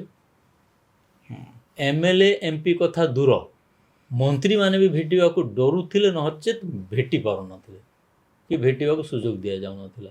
ଯେଉଁଠି MP MLA ମନ୍ତ୍ରୀ ମୁଖ୍ୟମନ୍ତ୍ରୀକୁ ଭେଟି ପାରିବେ ନାହିଁ, ସେଇଠି ଆପଣଙ୍କର ନିଷ୍ପତ୍ତି କେମିତି ହେବ, ଆଲୋଚନା କେମିତି ହେବ? ସେଠି ଆଲୋଚନା କେବେ ହେଉଥିଲା କି? ଆଲୋଚନା ହେଉନଥିଲା। ଭିତରେ କ'ଣ ଚାଲିଛି କି ଜାଣୁନଥିଲେ। କେବଳ ସେ ତାଙ୍କର ବ୍ୟକ୍ତିଗତ ସହାୟକ ଆଉ ସେ CM ଅଫିସର ଯେତିକି ଜଣ, CM ଅଫିସର ସମସ୍ତଙ୍କର ବି ସେଠି ପ୍ରବେଶ ନଥିଲା ନବୀନ ପଟ୍ଟନାୟକ ଚେମ୍ବରକୁ। ତାଙ୍କର PS ଆଉ ଜଣେ IAS ଅଫିସରକୁ ଛାଡ଼ିଦେଲେ। ତ ଏବେ କିନ୍ତୁ ସମସ୍ତେ ତ ଭେଟି ପାରୁଛନ୍ତି, ଅନ୍ତତଃ କଥା ହେଇପାରୁଛନ୍ତି, କହିପାରୁଛନ୍ତି। କ'ଣ ହେଉଛି ନ ହେଉଛି ତାପର କଥା ଦେଖିବା। ବାକି କହିବା କଥା ଯଦି ଗଲେ, 2 ବର୍ଷରେ ଏତେ ଗୁଡ଼ିଏ କାମ ହେଇଛି। 800 ଟଙ୍କା ଇନପୁଟ୍ ସବସିଡ଼ି ଧାନରେ ପର୍ କ୍ୱିଣ୍ଟାଲ, 3100 ଟଙ୍କା। ସେ 100 ଟଙ୍କା ଡିକ୍ଲେୟାର କରିଥିଲେ ସୋହେଲାରେ ନବୀନ ପଟ୍ଟନାୟକ, 100 ପଇସା ତ ଦେଲେ ନାହିଁ 24 ବର୍ଷ ଭିତରେ। ଏ ତ ଆସିବା ସାଙ୍ଗେ ସାଙ୍ଗେ 800 ଟଙ୍କା ଦେଇଦେଲେ। ସେ SAGକୁ ପୁରା ବ୍ୟବହାର କଲେ, ରାଜନୀତିକୁ ବ୍ୟବହାର କଲେ। କିନ୍ତୁ ମୁଁ ତ ବୁଲି ବୁଲି ପଚାରୁଛି SAG ଭଉଣୀମାନଙ୍କୁ, କେତେ ଟଙ୍କା ଦେଲେ ଭଉଣୀ? ନା, ଆମେ ତ କେବେ ଥରେ 10,000 ଟଙ୍କା ଦେଇଥିଲେ, ଆଉ ସେ ବି ଆମକୁ ଅସୁଲି ନେଇଗଲା, ଆମକୁ ଶାଢ଼ୀ କିଣିବା ପାଇଁ ଦେଇଥିଲେ, ଅସୁଲିକି ନେଇଗଲେ। ସେମାନେ କିନ୍ତୁ ବଢ଼ିଆ ଚାଲାକରେ ଭୋଜି ଭାତ କରିକି ତାଙ୍କୁ ବ୍ୟବହାର କରିଦେଉଥିଲେ, ଯେଉଁଟା ଆମର ସରକାର କରୁନାହାନ୍ତି। ଅଥଚ ବର୍ଷକୁ 10,000 ଜଣ ଭଉଣୀକୁ, କୋଟିଏ ଭଉଣୀକୁ ଦେଉଛନ୍ତି। ଏଇଟା ଛୋଟ କଥା ନୁହଁ। ସେମିତି ଆଦିବାସୀ ହରିଜନଙ୍କୁ ସେ ଏତେ ଭୋକା ବନେଇକି ରଖୁଥିଲେ। ଚାକିରିରେ 22.5% ଆରକ୍ଷଣ ST ମାନଙ୍କ ପାଇଁ, ଜନଜାତି ପାଇଁ, ଏବଂ 16.2% ଆରକ୍ଷଣ ଦଳିତ ସମାଜ ପାଇଁ।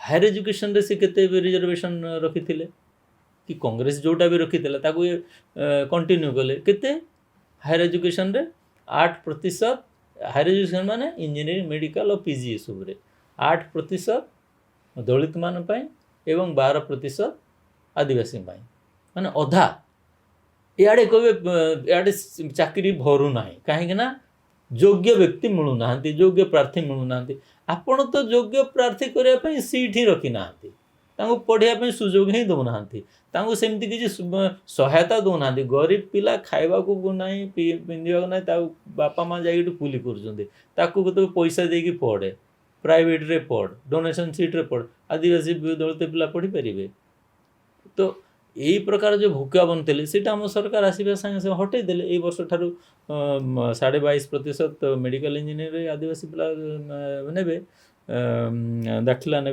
सेमती 16.2% ए ओबीसी मान आम चिल्लुलु ओबीसी सब जगह रिजर्वेशन रखाई तुम कहीं रखुन पढ़ारे भी चाकरी ये तो रखिले नहीं ओबीसी रिजर्वेशन आम सरकार आसिक कले एवं विगत दिन रे जो मैंने 60 वर्ष ऊर्ध्व हो जाते गरीब लोक तांकू पेंशन देवाई कौन कह जाऊला डेथ वैकेंसी आसिले दबू एबे टार्गेट आसी ना व्यवस्था अच्छी गरीब लोक 60 वर्ष हो गले पेंशन मिल ए टार्गेट कौटू आसला लोक कौन 60 वर्ष हाँपाई टार्गेट आसिकी जे जन्म होती कौ दिन 60 वर्ष हम आम ऑटोमेटिक जानीदे तार जन्म तारीख देखिकी एवं ताकू देखी माने दवापाई डेथ वैकेंसी हबार अच्छी माने आउ जने मरी जाऊ जल्दी ताहले तोते दिज्व यार मु तो यार अर्थ भावुँ आम कौन लोक जल्दी मरतु बोले आम चाहबू कि आम सरकार कहले ना सेमती ना 6,85,000 अधिका सैंक्शन कले वर्ष पेंशन पाए जे भी 60 वर्ष होगा गरीब भाई भौणी मैंने योग्य पेंशन पाइबा वृद्धावस्था पेंशन ऑटोमेटिक पाइबे कौन सी डेथ वैकेंसी को देखा दरकार ना कौन सी टार्गेट को अनेवा दरकार ना ये तो बड़ बड़ काम कर जोटा एत दिन माने 5 वर्ष धरिकी नवीन पट्टनायक को अनुरोध करी आसुली मोर रेजिग्नेशन लेटर में लिखी जे हौ एत दिन तो है ना कौन तो मोर रेजिग्नेशन देला रिजाइन कलापर मोर ब्लॉक प्रति गोटे गोटे सरकारी कॉलेज करदेवे ये मोर विनती रहा कले ना आम सरकार आसला नवरंगपुर लोकसभा को 5टा सरकारी डिग्री कॉलेज आरंभ हो जाइए नवरंगपुर 4टा मालकानगि गोटे आगामी दिन मुझे आशा कर ब्लॉक रे ध्यान देवे ये सरकार आसला नवरंगपुर को मेडिकल कॉलेज भूमि पूजा हो सारी homeopathy medical college Malkangiri announce एवं ayurvedic medical college homeopathy college Rayagada जदिव रायगड़ा मोर निर्वाचन मंडल ना से सरकार कौन कर ये सरकार आसवा भितर एति सब कर चलिए मो अंचल कथा कहूँ तेणु 2 वर्ष रे ये सरकार एत करवा पाखापाखि मु तो हिसाब करूली धानर जो इनपुट सब्सिडी रे ही नवरंगपुर पाखापाखि 300 कोटी एक्सट्रा पाई गोटे जिला धान बाबद ही 300 कोटी टंका गोटे जिला को जाऊँगी यहाँ कौन कम गोटे माने इकोनॉमिक गेन आर्थिक गोटे व्यवस्था क्या पूर्व सरकार तो कला ना एमाने सोशल मीडिया रे भल क्रिटिसाइज करुँच आम सरकार को आमे से कौटी पछे जाइचु कि धेमे जाइचु मु आपण माध्यम अनुरोध करी आमर युवगोष्ठी को समस्त को कार्यकर्ता को नेतृवृंद को आमे एत सुंदर काम करुँ डबल इंजन सरकार एत बढ़िया काम करुँच आपण भल भाव पॉजिटिवली सकारात्मक भाव प्रचार प्रसार करंतु तांकर नकारात्मक निंदा एसबू को आम भ्रूक्षेप करवा दरकार ना आम चिंता करवा दरकार ना लोक जानुंट किए कर न कर आमर काम तांका पाखे पहुँची दिशुची या आम प्रचार करार अच्छी सोशल मीडिया भल समालोचना कर विजु जनता दल नेतृत्व सोशल मीडिया जो थे सोशल मीडिया खाली नुह मेन स्ट्रीम गणमाध्यम भी भल प्रचार प्रसार करते नवीन पट्टनायक विजु जनता दल स्कीम गुड़िकर वर्तमान सरकार से पछुआ रही जाऊँगी आपण भी स्वीकार कर कौन एमती रही जाऊँगी कमी जो जहाँ को लेकिन ओडिशार भारतीय जनता पार्टी हो किंबा सरकार जो लोकसंपर्क विभाग हो से कौटी कमी रही जाऊँगी कौटी से कम्युनिकेट कर पारना कौन कले भल कम्युनिकेट हो बोली आपन होउछन देखो आमर ये जो सरकार है युव सरकार ए 16 मंत्री मोर जदि संख्या ठीक अच्छी 8 मंत्री प्रथम थर विधायक मंत्री होती बाकी जी मंत्री अच्छा 16 रु केवी सिंह देव को छाड़देले बाकी 15 मंत्री प्रथम थर मंत्री होती अतएव प्रशासनिक दृष्टि राजनीति दृष्टि गोटे मंत्री हिसाब से अभिज्ञतार कमी अच्छी अभिज्ञता धीरे धीरे से माने हासिल करुँच तो एथिरे जो प्रकार प्रशासन को से हैंडल करने कथा, जो प्रकार मीडिया को हैंडल करने कथा एवं शासन प्रशासन सहित दलीय कार्यकर्ता मान जो प्रकार समन्वय नहीं चलवा कथा से टिके बोधे कमी रोचे बोली मैं अनुभव करुँची।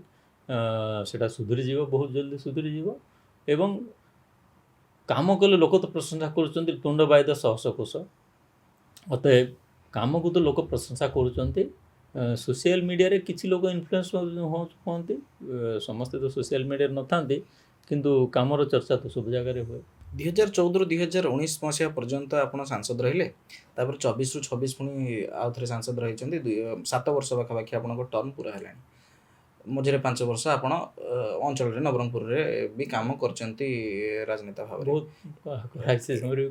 ये 12 वर्ष भितर जदि आप पचार चाहबू जे नवरंगपुर कन्स्टिट्युएंसी से नवरंगपुर जिला भी आसूँ, मालकानगिरी भी आसूँ, कन्स्टिट्युएंसी बलभद्र माझी सबुठ बड़ अवदान कौन आउ कौन क्या नहीं से गर्व करें? गर्व कर तो किसी ना, मु गर्वित जे नवरंगपुर लोकसभावासी मत सुजोग दे 2 थर सेवा करने से बहुत गर्वित। एवं मु गर्वित जे जो समय मु छाड़देली बीजेडी मते स्वागत करते बीजेपी टू प्लाटफर्म आसवाटे मो गर्वर कथा।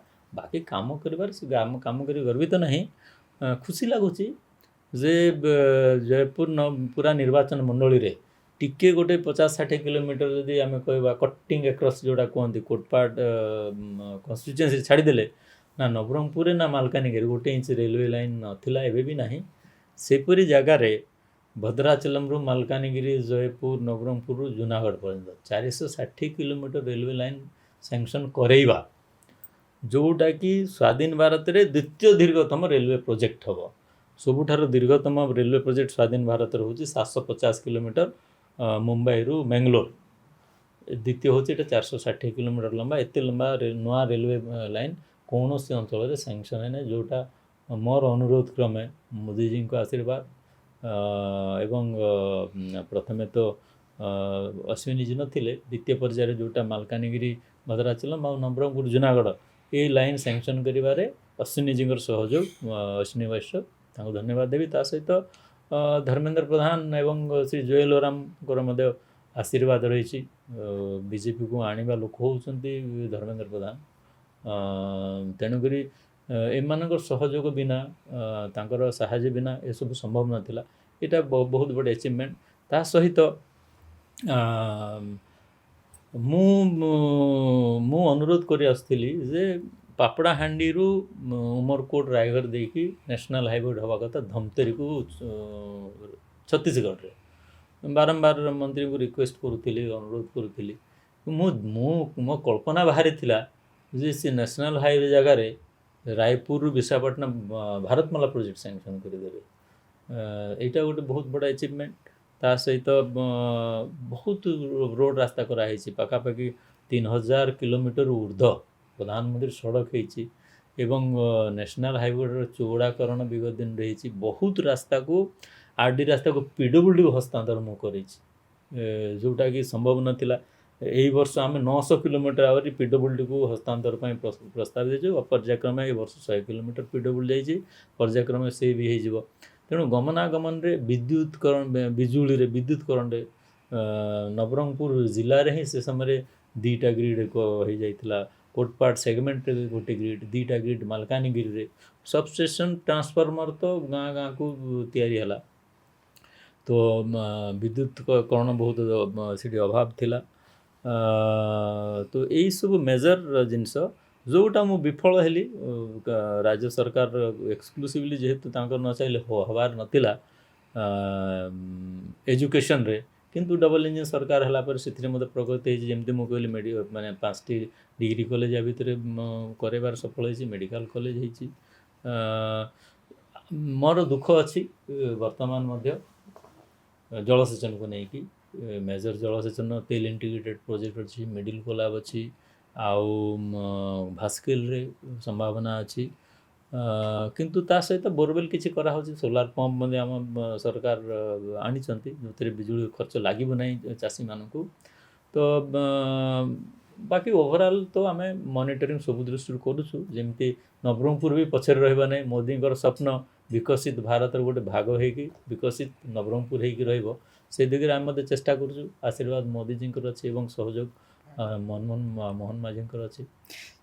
ଆପଣ ଚେଷ୍ଟା ତ କରୁଛନ୍ତି, କିନ୍ତୁ ତା ସତ୍ତ୍ୱେ ବି ଅନେକ ଜିନିଷ ଅଛି ଯେଉଁଟା ରହିଯାଇଛି, ଯେଉଁଟା ଲୋକ ଏକ୍ସପେକ୍ଟ କରୁଛନ୍ତି ଯେ ନିଜର ଜୀବନରେ ଉନ୍ନତି ଆସୁ ବୋଲି।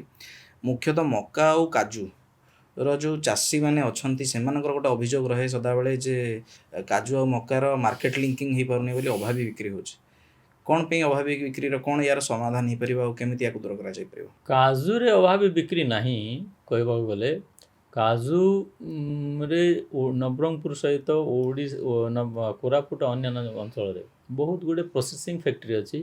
ଯେତିକି କାଜୁର ପ୍ରୋସେସିଂର ସ୍କୋପ୍ ଅଛି, ଲୋକାଲି ଯେତିକି ପ୍ରଡକ୍ସନ୍ ହେଉଛି, ଯେତିକି ଅମଳ ହେଉଛି କାଜୁ, ବାହାରୁ ଆମକୁ ଆମଦାନୀ କରିବାକୁ ପଡ଼ୁଛି। କୋଷ୍ଟାରିକା ପରି ଅନ୍ୟାନ୍ୟ ଦେଶମାନଙ୍କରୁ କାଜୁ ଆମଦାନୀ ହେଉଛି। ତେଣୁ କାଜୁର ଅଭାବ ବିକ୍ରି ମୁଁ କହିବି ନାହିଁ ମକା ଫ୍ୟାକ୍ଟ୍ରିର ପ୍ରୋସେସିଂ ଦୃଷ୍ଟିରୁ।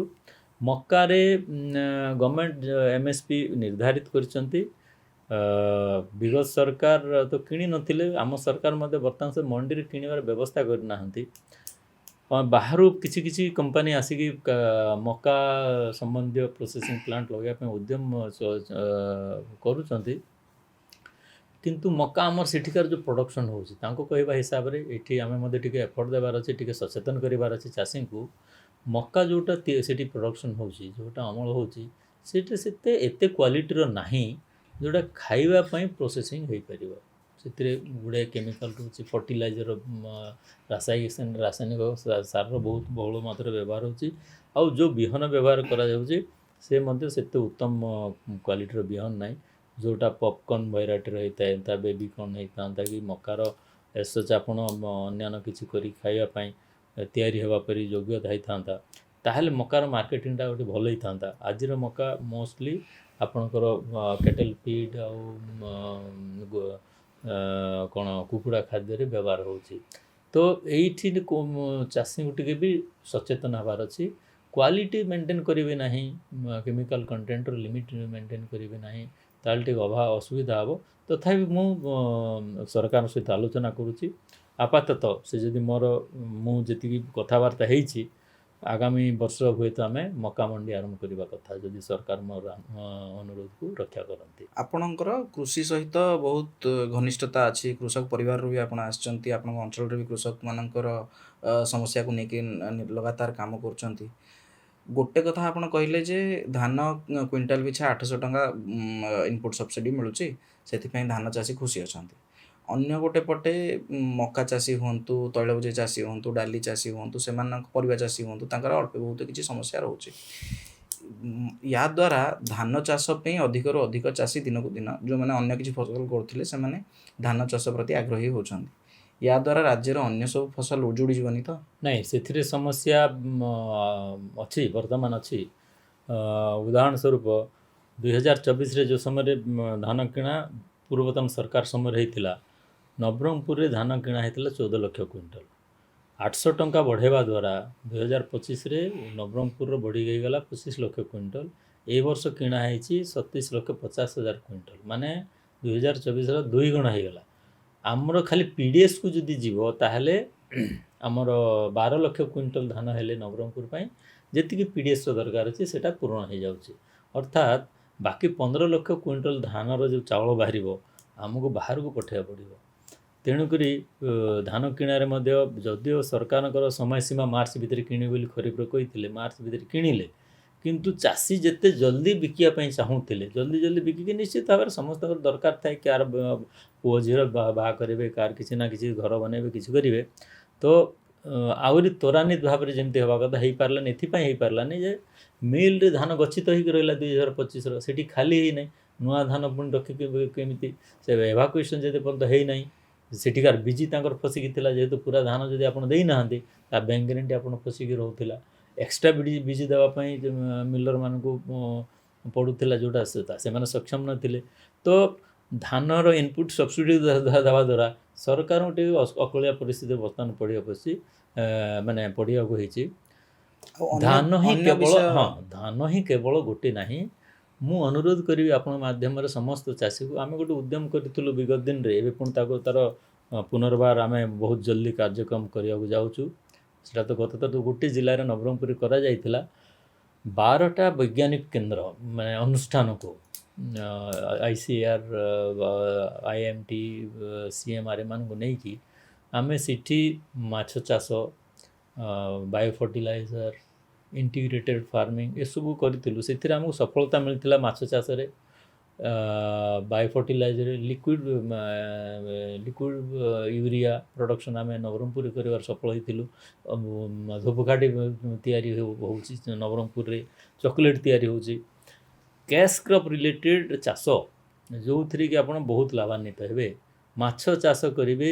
ମୁଁ ବହୁତ ଜାଗାରେ ଆମର ଚାଷୀଙ୍କୁ କହିଛି, ଅନୁରୋଧ କରିଛି, ବାଡ଼ାବାଙ୍କି ଯାଆନ୍ତୁ, ଦେଖନ୍ତୁ ସେଇଠି ଗୋଟିଏ ଏକରରେ 150 ଟନ୍ ମାଛ ପ୍ରଡକ୍ସନ୍ ହେଉଛି। 115 ଟଙ୍କାରେ ବିକୁଛନ୍ତି, ତାର ମୂଲ୍ୟ ହେଉଛି 1,70,00,000। ଗୋଟିଏ ଏକରରେ 1,70,00,000 ଟଙ୍କାର ମାଛ ଚାଷ ଉତ୍ତରପ୍ରଦେଶ ପରି ଗୋଟେ ମଟନ୍ ଚିକେନ୍ ଖାଇବା ପରି ପ୍ରଦେଶରେ ତାର ଖପତ ବି ହେଇଯାଉଛି। ତେଣୁକରି ଡାଇଭର୍ସିଫିକେସନ୍ର ଦରକାର ଅଛି। ଧାନ ଠିକ୍ ଅଛି, କିଛି ଲାଭ ପାଇଯାଉଛନ୍ତି, କିନ୍ତୁ ଧାନ ଦ୍ୱାରା ଲକ୍ଷପତି କୋଟିପତି ହେଇପାରିବେନି ଚାଷୀ। ଲକ୍ଷପତି କୋଟିପତି ହେବାର ଅଛି, ଆଗକୁ ଯିବାର ଅଛି, ତାହେଲେ କ୍ୟାଶ୍ କ୍ରପ୍କୁ ଯିବାକୁ ପଡ଼ିବ, ପୋଲଟ୍ରିକୁ ଯିବାକୁ ପଡ଼ିବ, ଡାଏରୀକୁ ଯିବାକୁ ପଡ଼ିବ, କୁକୁଡ଼ା ପାଳନକୁ ଠାରୁ ନେଇକି ମାଛ ଚାଷ। ମୁଁ କହିଲି କ୍ଷୀର ଉତ୍ପାଦନର ବହୁତ ସମ୍ଭାବନା ଅଛି, ଟିକେ ବଢ଼ିଛି କ୍ଷୀର ଉତ୍ପାଦନରେ। ଓମଫେଡ୍ର କଲେକ୍ସନ୍ ନଥିଲା ନବରଙ୍ଗପୁର ମାଲକାନଗିରି, ବର୍ତ୍ତମାନ ଓମଫେଡ୍ର କଲେକ୍ସନ୍ ମଧ୍ୟ ହେଉଛି ଓମଫେଡ୍ ଦ୍ୱାରା। କିନ୍ତୁ ଏତିକି ସମ୍ଭାବନା ଅଛି ସେଇଠି ପ୍ରୋସେସିଂ ୟୁନିଟ୍ ଲାଗିପାରିବ। ଏବେ ଜୟପୁର ଗୋଟେ ପ୍ରୋସେସିଂ ୟୁନିଟ୍ ଅଛି ଓମଫେଡ୍ର, ମାଲକାନଗିରି ଗୋଟେ ଲାଗିପାରିବ, ନବରଙ୍ଗପୁର ଗୋଟେ ଲାଗିପାରିବ। ତ ସବୁ କ୍ଷେତ୍ରରେ ଧାନ ଛାଡ଼ିଦେଲେ ମିଲେଟ୍ ପାଇଁ ପ୍ରୋତ୍ସାହନ ଦେଉଛନ୍ତି ମୋଦିଜୀ। ଆମର ପୁରା ଭାରତବର୍ଷରେ ଏବେ ବି ଡାଲିର ଅଭାବ ରହୁଛି।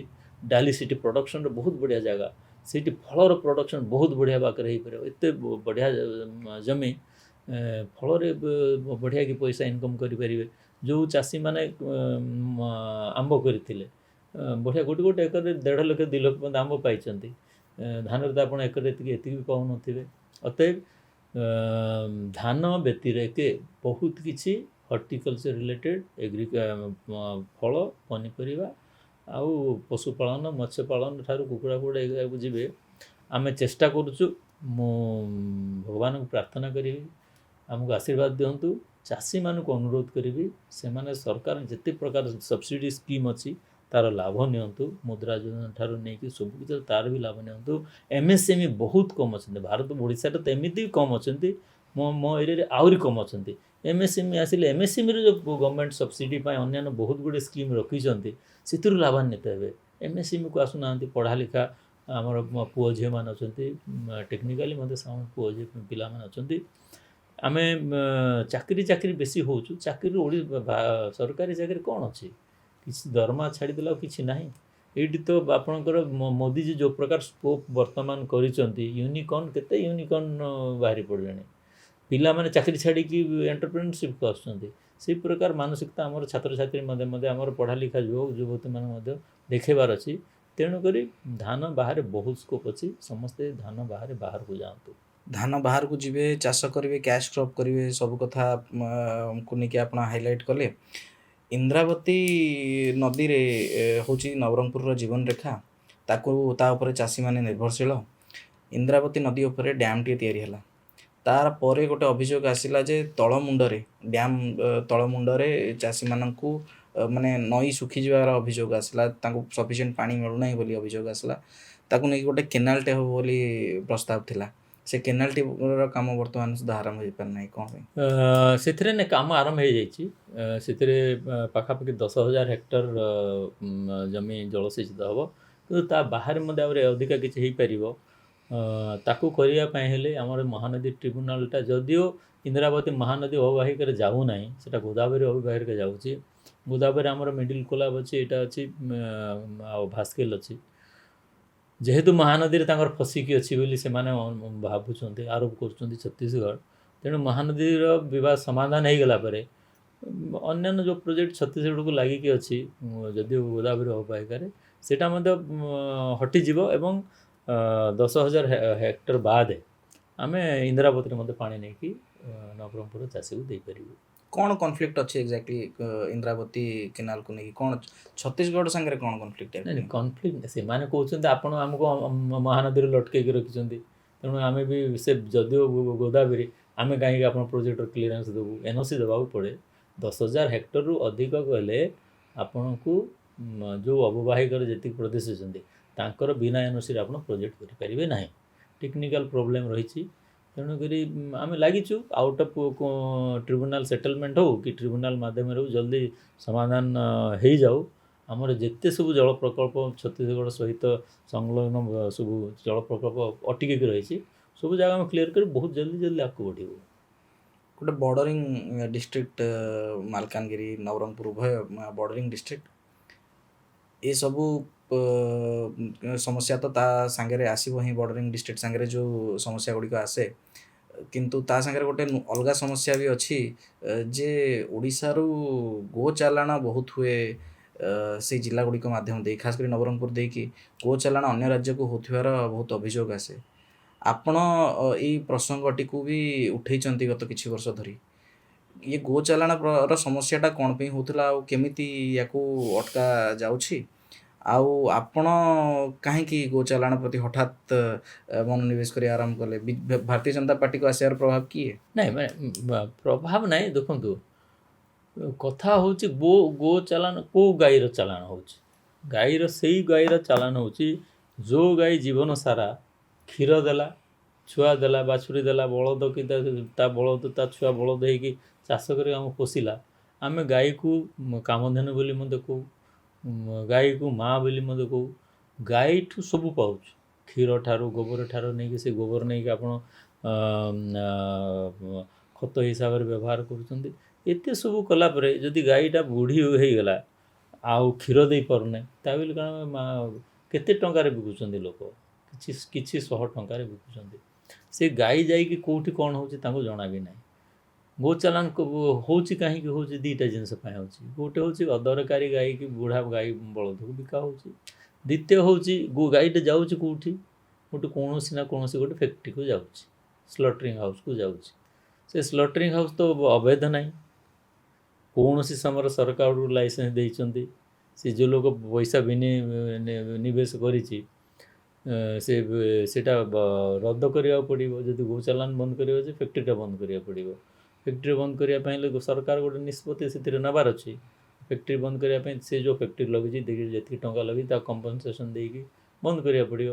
ବନ୍ଦ କଲେ ଗୋ ଚାଲାଣ ଏମିତିରେ ବନ୍ଦ ହେଇଯିବ, ନମ୍ବର 1। ନମ୍ବର 2, ଆମେ ଯଦି ଗାଈ ବିକିବା ହିଁ ନାହିଁ ଗାଈକି ବଳଦ, ତାହେଲେ କି ଆମ ଗାଈକୁ ଜବରଦସ୍ତି କ'ଣ ନେଇଯିବ କି? ପୁନର୍ବାର ମୁଁ କହୁଛି, ଗାଈକୁ କେଉଁ ସ୍ତରରେ ବିକୁଛୁ? ଯେଉଁ ସମୟରେ ବୁଢ଼ାବୁଢ଼ୀ ହେଇଗଲା। ମୋର ଅନୁରୋଧ, ଯେଉଁ ଗାଈର ଆପଣ ଏତେ ଜୀବନ ସାରା ତା'ର ସେବା ନେଲେ, କ୍ଷୀର ମାଧ୍ୟମରେ ହଉ କି ଚାଷ ମାଧ୍ୟମରେ ହଳ କରିକି ଆପଣ, ଏବେ ତ ଅବଶ୍ୟ କମି ଆସିଲାଣି ଚାଷ କରିବା କି ଶଗଡ଼ ଗାଡ଼ି ଏସବୁ କରିବା, କିନ୍ତୁ ସେ ଯେଉଁ ସେବା ଦେଇ ଆସିଛନ୍ତି ଶେଷରେ ଆମେ ହିଁ ତାଙ୍କୁ ହତ୍ୟା କରିବା ପାଇଁ ଅଫର୍ କରିଦେଉଛୁ କିଛି 100 ଟଙ୍କା ପାଇଁ।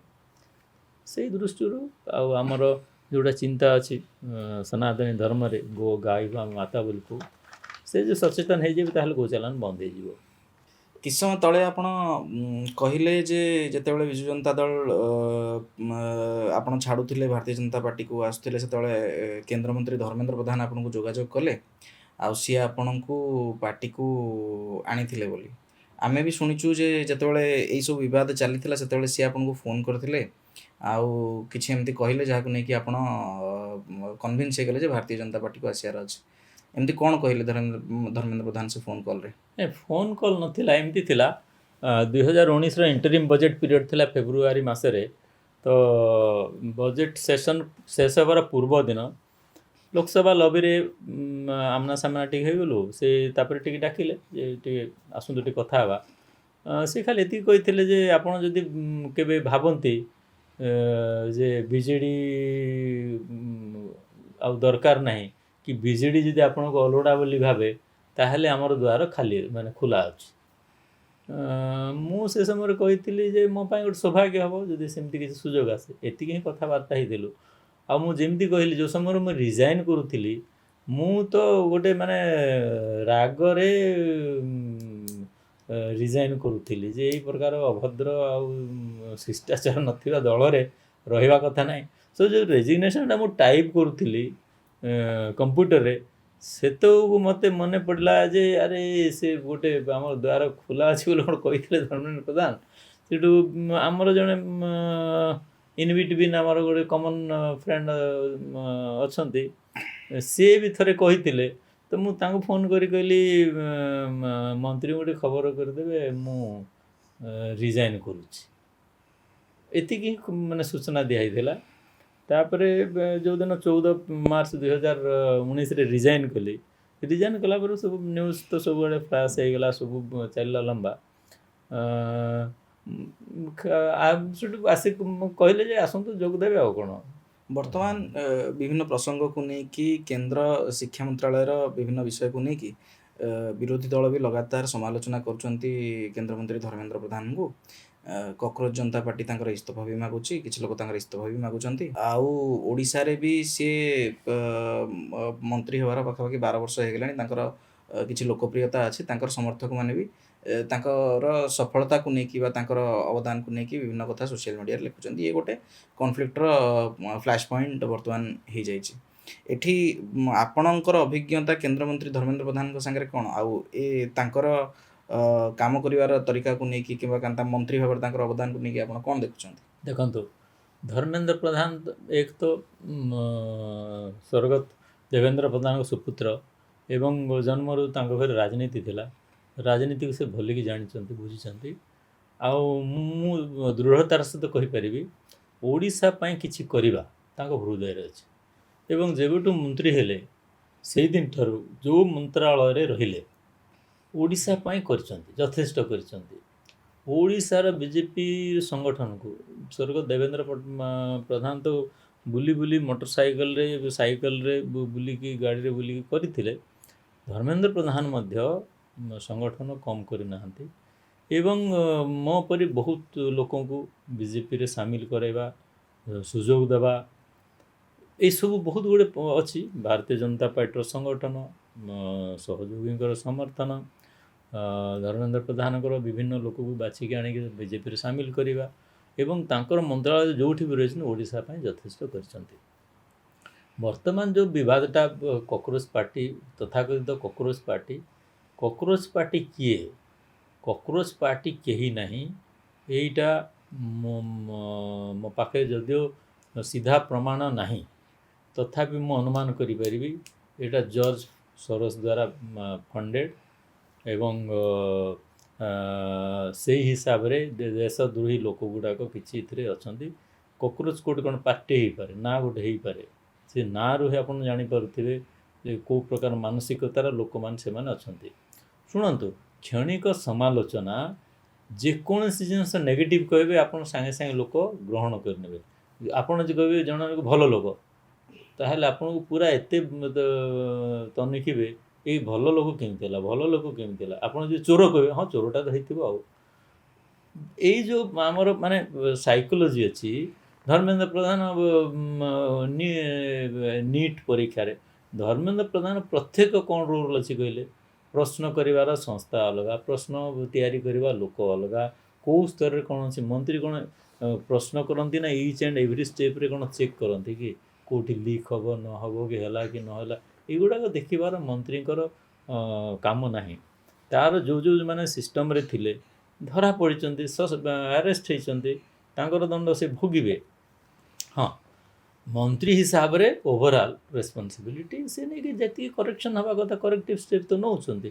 ଏତେ କମ୍ ଦିନ ଭିତରେ ପୁନର୍ବାର ଟେଷ୍ଟ କରିକି କରିବା ଏତେ ସହଜ କଥା ନାହିଁ। ଏବଂ ସେ ଯାହା ଆମେ ଶୁଣୁଛୁ 20 ତାରିଖ ରେଜଲ୍ଟ ଆସିଯିବ। 20 ତାରିଖ ରେଜଲ୍ଟ ଆସୁଛି ମାନେ ପିଲାମାନେ କୌଣସି ତାଙ୍କର ସେସନ୍ ହରଉନାହାନ୍ତି, ତ ସମୟରେ ଆଡ଼ମିସନ୍ ନେବେ, ପଢ଼ା କରିବେ ଏବଂ ତାଙ୍କର ଅବଦାନକୁ ଦେଖିଲେ ଯେକୌଣସି ମନ୍ତ୍ରାଳୟ, ଶିକ୍ଷା ମନ୍ତ୍ରାଳୟ ମଧ୍ୟ ଆସିଲା ପରେ ନୂଆ ଶିକ୍ଷାନୀତି ଠାରୁ ନେଇକି ତାକୁ ଇମ୍ପ୍ଲିମେଣ୍ଟେସନ୍ କରିବା, ପ୍ରତି ସ୍ତରରେ ତାକୁ ଫଲୋ ଅପ୍ କରିବା, ଇଏ କମ୍ କଥା ନାହିଁ। ଅନେକ ଲୋକ କହୁଛନ୍ତି କେନ୍ଦ୍ର ମନ୍ତ୍ରିମଣ୍ଡଳରେ ବଡ଼ ଧରଣର ଅଦଳ ବଦଳ ହେଲେ ଅନେକ ସାଂସଦଙ୍କ ପାଇଁ ବାଟ ଖୋଲିବ ମନ୍ତ୍ରୀ ପଦ ପାଇଁ। ଆପଣ ଜଣେ ଉଚ୍ଚଶିକ୍ଷିତ ସାଂସଦ, ଆପଣଙ୍କର ନିଜର ଲୋକପ୍ରିୟତା ଅଛି, ଆପଣଙ୍କ ସୁଯୋଗ ଖୋଲିପାରିବ କି? ଶୁଣନ୍ତୁ, ସେଥିରେ ସୁଯୋଗ ଖୋଲିବା ନ ଖୋଲିବା ମୁଁ ଦେଖୁନାହିଁ। ମନ୍ତ୍ରିମଣ୍ଡଳ ଆପଣ ଦେଖିଛନ୍ତି ଲଗାତାର ଭାବରେ 2 ଅଢ଼େଇ ବର୍ଷ ପରେ ଗୋଟେ ହୁଏ ଅଦଳ ବଦଳ ହୁଏ ଏବଂ କିଛି ପୁରୁଣା ଯାଆନ୍ତି ନୂଆ ଚେହେରା ଆସନ୍ତି। ଏଥର ମଧ୍ୟ ପ୍ରାୟ ସେମିତି ହେବ। ସେଥିରେ ମୋର ସୁଯୋଗ ଆସିବ ନା ଆସିବ ମୁଁ ତ କହିପାରିବି ନାହିଁ। ସେଇଟା ଶୀର୍ଷ ନେତୃତ୍ୱ ପ୍ରଧାନମନ୍ତ୍ରୀଙ୍କ ଉପରେ ନିର୍ଭର କରୁଛି। ସାଂସଦ ହିସାବରେ ମଧ୍ୟ କାମ କରିବାର ତ ବହୁତ ସୁଯୋଗ ଅଛି। ଏଇଠି ମୁଁ ଯେମିତି କହିଲି ସାଂସଦ ହିସାବରେ ଆମେ କେତେ ରେଲୱେ ଲାଇନ୍ ଠାରୁ ନେଇକି କେତେବେଳେ କାମ କରିପାରିଲୁ ଏରିଆ ପାଇଁ। ଏବଂ କିଛି କିଛି ଆମେ ଯେଉଁଟା ପ୍ରସ୍ତାବ ଦେଉଛୁ ମନ୍ତ୍ରୀମାନଙ୍କୁ ସେଇଟା ମଧ୍ୟ ଗ୍ରହଣୀୟ ହେଉଛି। ତେଣୁକରି ମନ୍ତ୍ରୀ କରିବେ ନ କରିବେ ସେଇଟା ଶୀର୍ଷ ନେତୃତ୍ୱଙ୍କ ଉପରେ ନିର୍ଭର କରୁଛି। ବାକି ସାଂସଦ ହିସାବରେ ଆମେ ଖୁସ୍ ଅଛୁ, କାମ କରୁଛୁ, କିଛି ଅସୁବିଧା ନାହିଁ। ତଥାପି ଆପଣ ସାଂସଦ ଭାବରେ କିମ୍ବା ଜଣେ ପ୍ରଶାସନିକ ଅଧିକାରୀ ପ୍ରଥମେ ଥିଲେ ତାପରେ ସାଂସଦ ହେଲେ, ଆପଣଙ୍କର ସଫଳତା ଗୋଟେ ବହୁତ ବଡ଼ ପିଢ଼ିକୁ ଆପଣ ଯେମିତି କହୁଥିଲେ ନବରଙ୍ଗପୁର ଜିଲ୍ଲାରେ ବି ଆଉ ଜନଜାତି ସମାଜରେ ବି ଗୋଟେ ଉଦାହରଣ ପାଲଟିଛି। ଆପଣଙ୍କୁ ଯଦି ମୁଁ କହେ ଯେ ଆଜିର ଯୁବପିଢ଼ିଙ୍କୁ ନେଇକି ଯେଉଁମାନେ ବିଭିନ୍ନ କାରଣରୁ ନିରାଶା ଭିତରେ ବି ବେଳେବେଳେ ପଳାଉଛନ୍ତି କିମ୍ବା ହତାଶା ଭିତରକୁ ପଳାଉଛନ୍ତି, ଯୁବପିଢ଼ିଙ୍କୁ ସଫଳ ହେବା ପାଇଁ, ଯୁବପିଢ଼ିଙ୍କୁ ଜୀବନରେ ସଫଳତା ହାସିଲ କରିବା ପାଇଁ ଯଦି ଆପଣଙ୍କୁ ଗୋଟେ କିଛି ଉପାୟ ଦେବାକୁ କୁହାଯିବ ତାହେଲେ ଆପଣ କ'ଣ କହିବେ? ବହୁତ ସୁନ୍ଦର ପ୍ରଶ୍ନ, ବିଶେଷ କରିକି ଓଡ଼ିଆ ଛାତ୍ରଛାତ୍ରୀମାନଙ୍କ ପାଇଁ, ଯୁବପିଢ଼ିମାନଙ୍କ ପାଇଁ। ଶୁଣନ୍ତୁ, ଜୀବନରେ ଭଗବାନ ଯେତେ ଆମକୁ ମଣିଷ ରୂପରେ ଜନ୍ମ କରିଛନ୍ତି, ଜନ୍ମ ଦେଇଛନ୍ତି, ପ୍ରଥମେ ଭଗବାନଙ୍କୁ ଧନ୍ୟବାଦ ଦିଅନ୍ତୁ ଯେ ଆପଣ ଆମେ ମଣିଷ ଭାବରେ ଜନ୍ମ କରିଛନ୍ତି। ଦ୍ୱିତୀୟତଃ ମଣିଷ ଭାବରେ ଯେତେବେଳେ ଜନ୍ମ କରିଛନ୍ତି ଆପଣ ସମସ୍ତେ ଭାବି ନିଅନ୍ତୁ ଯେ ଭଗବାନ ଆପଣଙ୍କ ପାଇଁ ବହୁତ କିଛି କରିକି ରଖିଛନ୍ତି। ଆପଣଙ୍କ ପାଖରେ କେବଳ ଗୋଟିଏ, ସବୁ ଭଗବାନ ପାଖରେ ଅଛି, ଉପରବାଲାଙ୍କ ପାଖରେ ଅଛି, ଗୋଟିଏ କାମ ଆପଣଙ୍କୁ ଭଗବାନ ଦେଇଛନ୍ତି। ସେଇଟା କ'ଣ? କର୍ମ କରିବା ପାଇଁ। ଆପଣ ସତ୍କର୍ମ କରନ୍ତୁ, ନିଷ୍ଠାର ସହିତ କଠିନ ପରିଶ୍ରମ କରନ୍ତୁ। ଯେକୌଣସି ସ୍ତରରେ ଯେକୌଣସି ଆପଣଙ୍କର ରୁଚି ଅଛି ଆପଣ ସର୍ବୋଚ୍ଚ ସ୍ଥାନକୁ ପହଞ୍ଚି ପାରିବେ। ଆପଣଙ୍କୁ ରୋକିବା ପାଇଁ କେହି ଦୁନିଆରେ ନାହାନ୍ତି। କିନ୍ତୁ ଆପଣ ଯଦି ନିଜକୁ ସୀମିତ କରିଦେବେ ଯେ ମୁଁ ତ ପାରିବି ନାହିଁ, ଏ ତ ମୋ ଦ୍ୱାରା ହେବ ନାହିଁ, କି ଅନ୍ୟ ଉପରେ ନିର୍ଭରଶୀଳ ହେବେ, ତାହେଲେ ଆପଣ ଆଗକୁ ଯାଇପାରିବେ ନାହିଁ ଯେକୌଣସି କ୍ଷେତ୍ରରେ। ତେଣୁକରି ମୁଁ ଯେମିତି ମୁଁ ଦେଖିଛି ଆମର ଓଡ଼ିଆ କଲଚରରେ, ଓଡ଼ିଆରେ କ'ଣ, ଓଡ଼ିଶାରେ କ'ଣ, ପିଲା ପଢ଼ିଲା ମାନେ ଚାକିରି କରିବ। ଚାକିରି ପୁଣି କ'ଣ? ସରକାରୀ ଚାକିରି। ସରକାରୀ ଚାକିରି କେବଳ 2 କୋଟି ବି ନାହିଁ, ମାନେ ସମସ୍ତ ଷ୍ଟେଟ୍ ଗଭର୍ଣ୍ଣମେଣ୍ଟର ପିଅନ ଚାକିରି ଠାରୁ ନେଇକି କେନ୍ଦ୍ରର କ୍ୟାବିନେଟ୍ ସେକ୍ରେଟାରୀ ପର୍ଯ୍ୟନ୍ତ 1,80,00,000 ପାଖାପାଖି ଚାକିରି। 140 କୋଟି ଲୋକ, 2% ଲୋକ ବି ହେଉନାହାନ୍ତି ଚାକିରିରେ। ମାନେ ଯଦି ଆମେ ୱାର୍କିଂ ଗ୍ରୁପ୍ ନେବା, ୱାର୍କିଂ ଗ୍ରୁପ୍ ଆମେ 15ରୁ 60 ବର୍ଷ, ତାହେଲେ ସିଏ ବି 85 କୋଟି ପାଖାପାଖି ହେଇଯିବେ। 85 କୋଟିକୁ 2 କୋଟି ବି ଆମେ ଗଣିବା ତାହେଲେ 2% ପାଖାପାଖି ହେଉଛି ୱାର୍କିଂ ଗ୍ରୁପ୍ର। ବାକି ଲୋକ ତ ଅନ୍ୟ କିଛି କରିବେ ନା। ବହୁତ ସମୟରେ ଆସେ ଯେ ଏତିକି ପରସେଣ୍ଟ ଲୋକ ଅନଏମ୍ପ୍ଲଏଡ଼୍। ମୋ ହିସାବରେ ଅନଏମ୍ପ୍ଲଏଡ଼୍ କେହି ନାହିଁ। ଯଦି ଲୋକ ଅନଏମ୍ପ୍ଲଏଡ଼୍ ହେଇଯିବେ ସେ ମରିଯିବେ। ଅନଏମ୍ପ୍ଲଏଡ଼୍ ନାହାନ୍ତି, କିଛି ନା କିଛି କରୁଛନ୍ତି ନା, ତାହେଲେ ତ ବଞ୍ଚୁଛନ୍ତି। ରୋଜଗାର ଯଦି ନାହିଁ କିଛି ଖାଉଛନ୍ତି କେମିତି? ରୋଜଗାର ତ କରୁଛନ୍ତି ନା। ହଁ, ଯେଉଁ ତାଙ୍କର ଶିକ୍ଷାଗତ ଯୋଗ୍ୟତା ହିସାବରେ ତାଙ୍କୁ କାମ ମିଳିନାହିଁ। ଆମେ ଯଦି ସମସ୍ତେ MA କରିକି କହିବୁ ସବୁ ଲେକ୍ଚରର ହେବୁ, ଏତେ ଲେକ୍ଚର କାହିଁ, ପଦ କାହିଁ? ଏବେ ସ୍କିଲ୍ ବେସ୍ କଥା କହୁଛନ୍ତି ସରକାର। ସ୍କିଲ୍ ବେସ୍ରେ ଆମେ ଏମିତି କୌଣସି କ୍ଷେତ୍ର ନାହିଁ ଯେଉଁଥିରେ ଆମେ ଆଗକୁ ବଢ଼ିପାରିବା ନାହିଁ। ଅନ୍ୟଥା ନୁହନ୍ତୁ, ଯେହେତୁ ମୁଁ ଦେଖିଛି ନିଜ ହାତରେ। ଆପଣ କିଏ କୁହନ୍ତୁ ନାହିଁ ଯେ ବଳଭଦ୍ର ମାଝୀ ଅଣ୍ଡା ବନେଇବା ପାଇଁ, ଅମଲେଟ୍ ବନେଇବା ପାଇଁ କହୁଛି ବୋଲି। ମୁଁ ଗୋଟେ ଉଦାହରଣ ଦେବା ପାଇଁ କହୁଛି। ମୁଁ ଥରେ ସିଙ୍ଗାପୁର ଯାଇଥିଲି। ସିଙ୍ଗାପୁର ଯେଉଁ ହୋଟେଲରେ ଥିଲି ସେ ସମୟରେ ମୁଁ ନନଭେଜ୍ ଖାଉଥିଲି। ଅମଲେଟ୍ ଅର୍ଡ଼ର କଲି। ସେ ଅମଲେଟ୍ ଆସିଲା, ଅମଲେଟ୍ ମିଳିଲା ତ ମୋର ଗୋଟେ ଏମିତି ଟିକେ କ୍ୟୁରିଓସିଟି ହେଲା ଯେ ଅମଲେଟ୍ ଯେ ବନାଉଥିଲା ଓପନ୍ କିଚେନ୍ ଥିଲା। ତ ମୁଁ ଯାଇ ପଚାରିଲି କେଉଁଠୁ ଆସିଛ? ସେ କହିଲା ମୁଁ ଓଡ଼ିଶାରୁ ଆସିଛି। ଭାଇ ଓଡ଼ିଶାରୁ ଆସିଛ? ଓଡ଼ିଆରେ କଥାବାର୍ତ୍ତା ହେଇଗଲି। ସେଇଠୁ କେତେ ଦରମା ମିଳୁଛି? ସେ କହିଲା 90,000 ଟଙ୍କା। ମାନେ ଓଡ଼ିଆ ଇଣ୍ଡିଆନ୍ କରେନ୍ସିରେ 90,000 ଟଙ୍କା। 90,000 ଟଙ୍କା କେବେ? ଏଇଟା 2009ରେ। 2009ରେ 90,000 ମାନେ କେବେ କେତେ ପାଉଥିବ ସିଏ? କିଛି ନହେଲେ 2 ଲକ୍ଷ 2.5 ଲକ୍ଷ ପାଉଥିବ ବୋଧେ।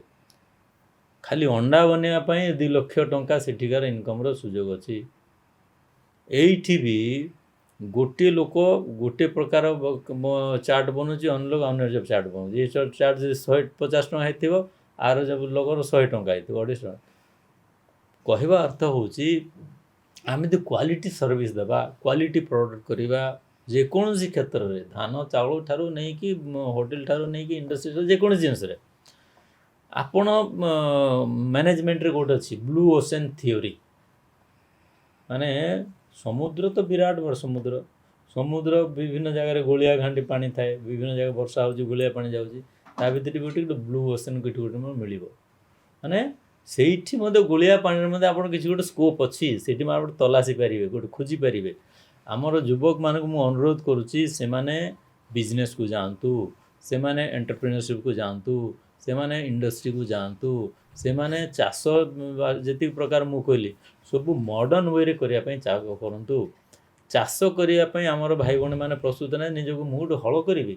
ଏବେ ହଳ ଆପଣ କରିବେ ନାହିଁ, ଆପଣ ଚାଷ ଯାଉଛନ୍ତି ମେକାନାଇଜ୍ ୱେରେ କରିବେ, ଆପଣ ମେକାନାଇଜ୍ ୱେରେ ପ୍ୟାକିଂ କରିବେ, ଆପଣ ମେକାନାଇଜ୍ ୱେରେ ପ୍ୟାକିଂ କରିକି ଏକ୍ସପୋର୍ଟ କରିବେ। ଏବେ ରାୟଘର ଉମରକୋଟର ପରିବା ଦୁବାଇ ଯାଉଛି ଚାର୍ଟର୍ଡ ପ୍ଲେନ୍ରେ।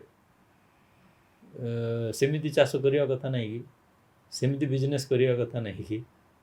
ତେଣୁକରି ଆପଣ କେବଳ ସରକାରୀ ଚାକିରିରେ ହିଁ ନିର୍ଭର କରନ୍ତୁ ନାହିଁ, ସବୁ କ୍ଷେତ୍ରରେ।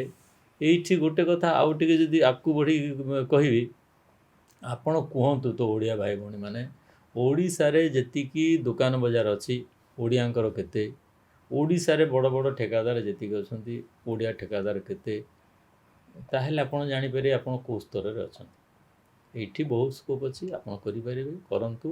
ବାକି ସରକାର ଅଛି ଆମର, ମୋଦିଜୀ ଅଛନ୍ତି, ମୋଦି ତ ମୁମକିନ ହେ। ମୋଦିଜୀ ସମସ୍ତଙ୍କ ପାଇଁ ସବୁ କିଛି କରିଛନ୍ତି, ଲୁକ୍ ଇଷ୍ଟ କଥା କହୁଛନ୍ତି, ଓଡ଼ିଶାକୁ ଫୋକସ୍ ଦେଉଛନ୍ତି। ତେଣୁକରି ଆପଣଙ୍କ ପାଇଁ କିଛି ଅଭାବ ନାହିଁ, ଆପଣ ଖାଲି ଟିକେ ମନୋବଳ ବଦଳାନ୍ତୁ, ମନୋବଳକୁ ଦୃଢ଼ କରନ୍ତୁ। ଧନ୍ୟବାଦ। ଆଜିର ଆଲୋଚନାକୁ ଏଇଠି ରଖିବା। ଆଶା କରୁଛୁ ଯେ ଆଗାମୀ ଦିନରେ ଆଉଥରେ ଦେଖା ହେବ ଆଉ ଆଉଥରେ ୟା ଉପରେ ଆଲୋଚନା ହେବ। ଧନ୍ୟବାଦ। ନମସ୍କାର, ଧନ୍ୟବାଦ।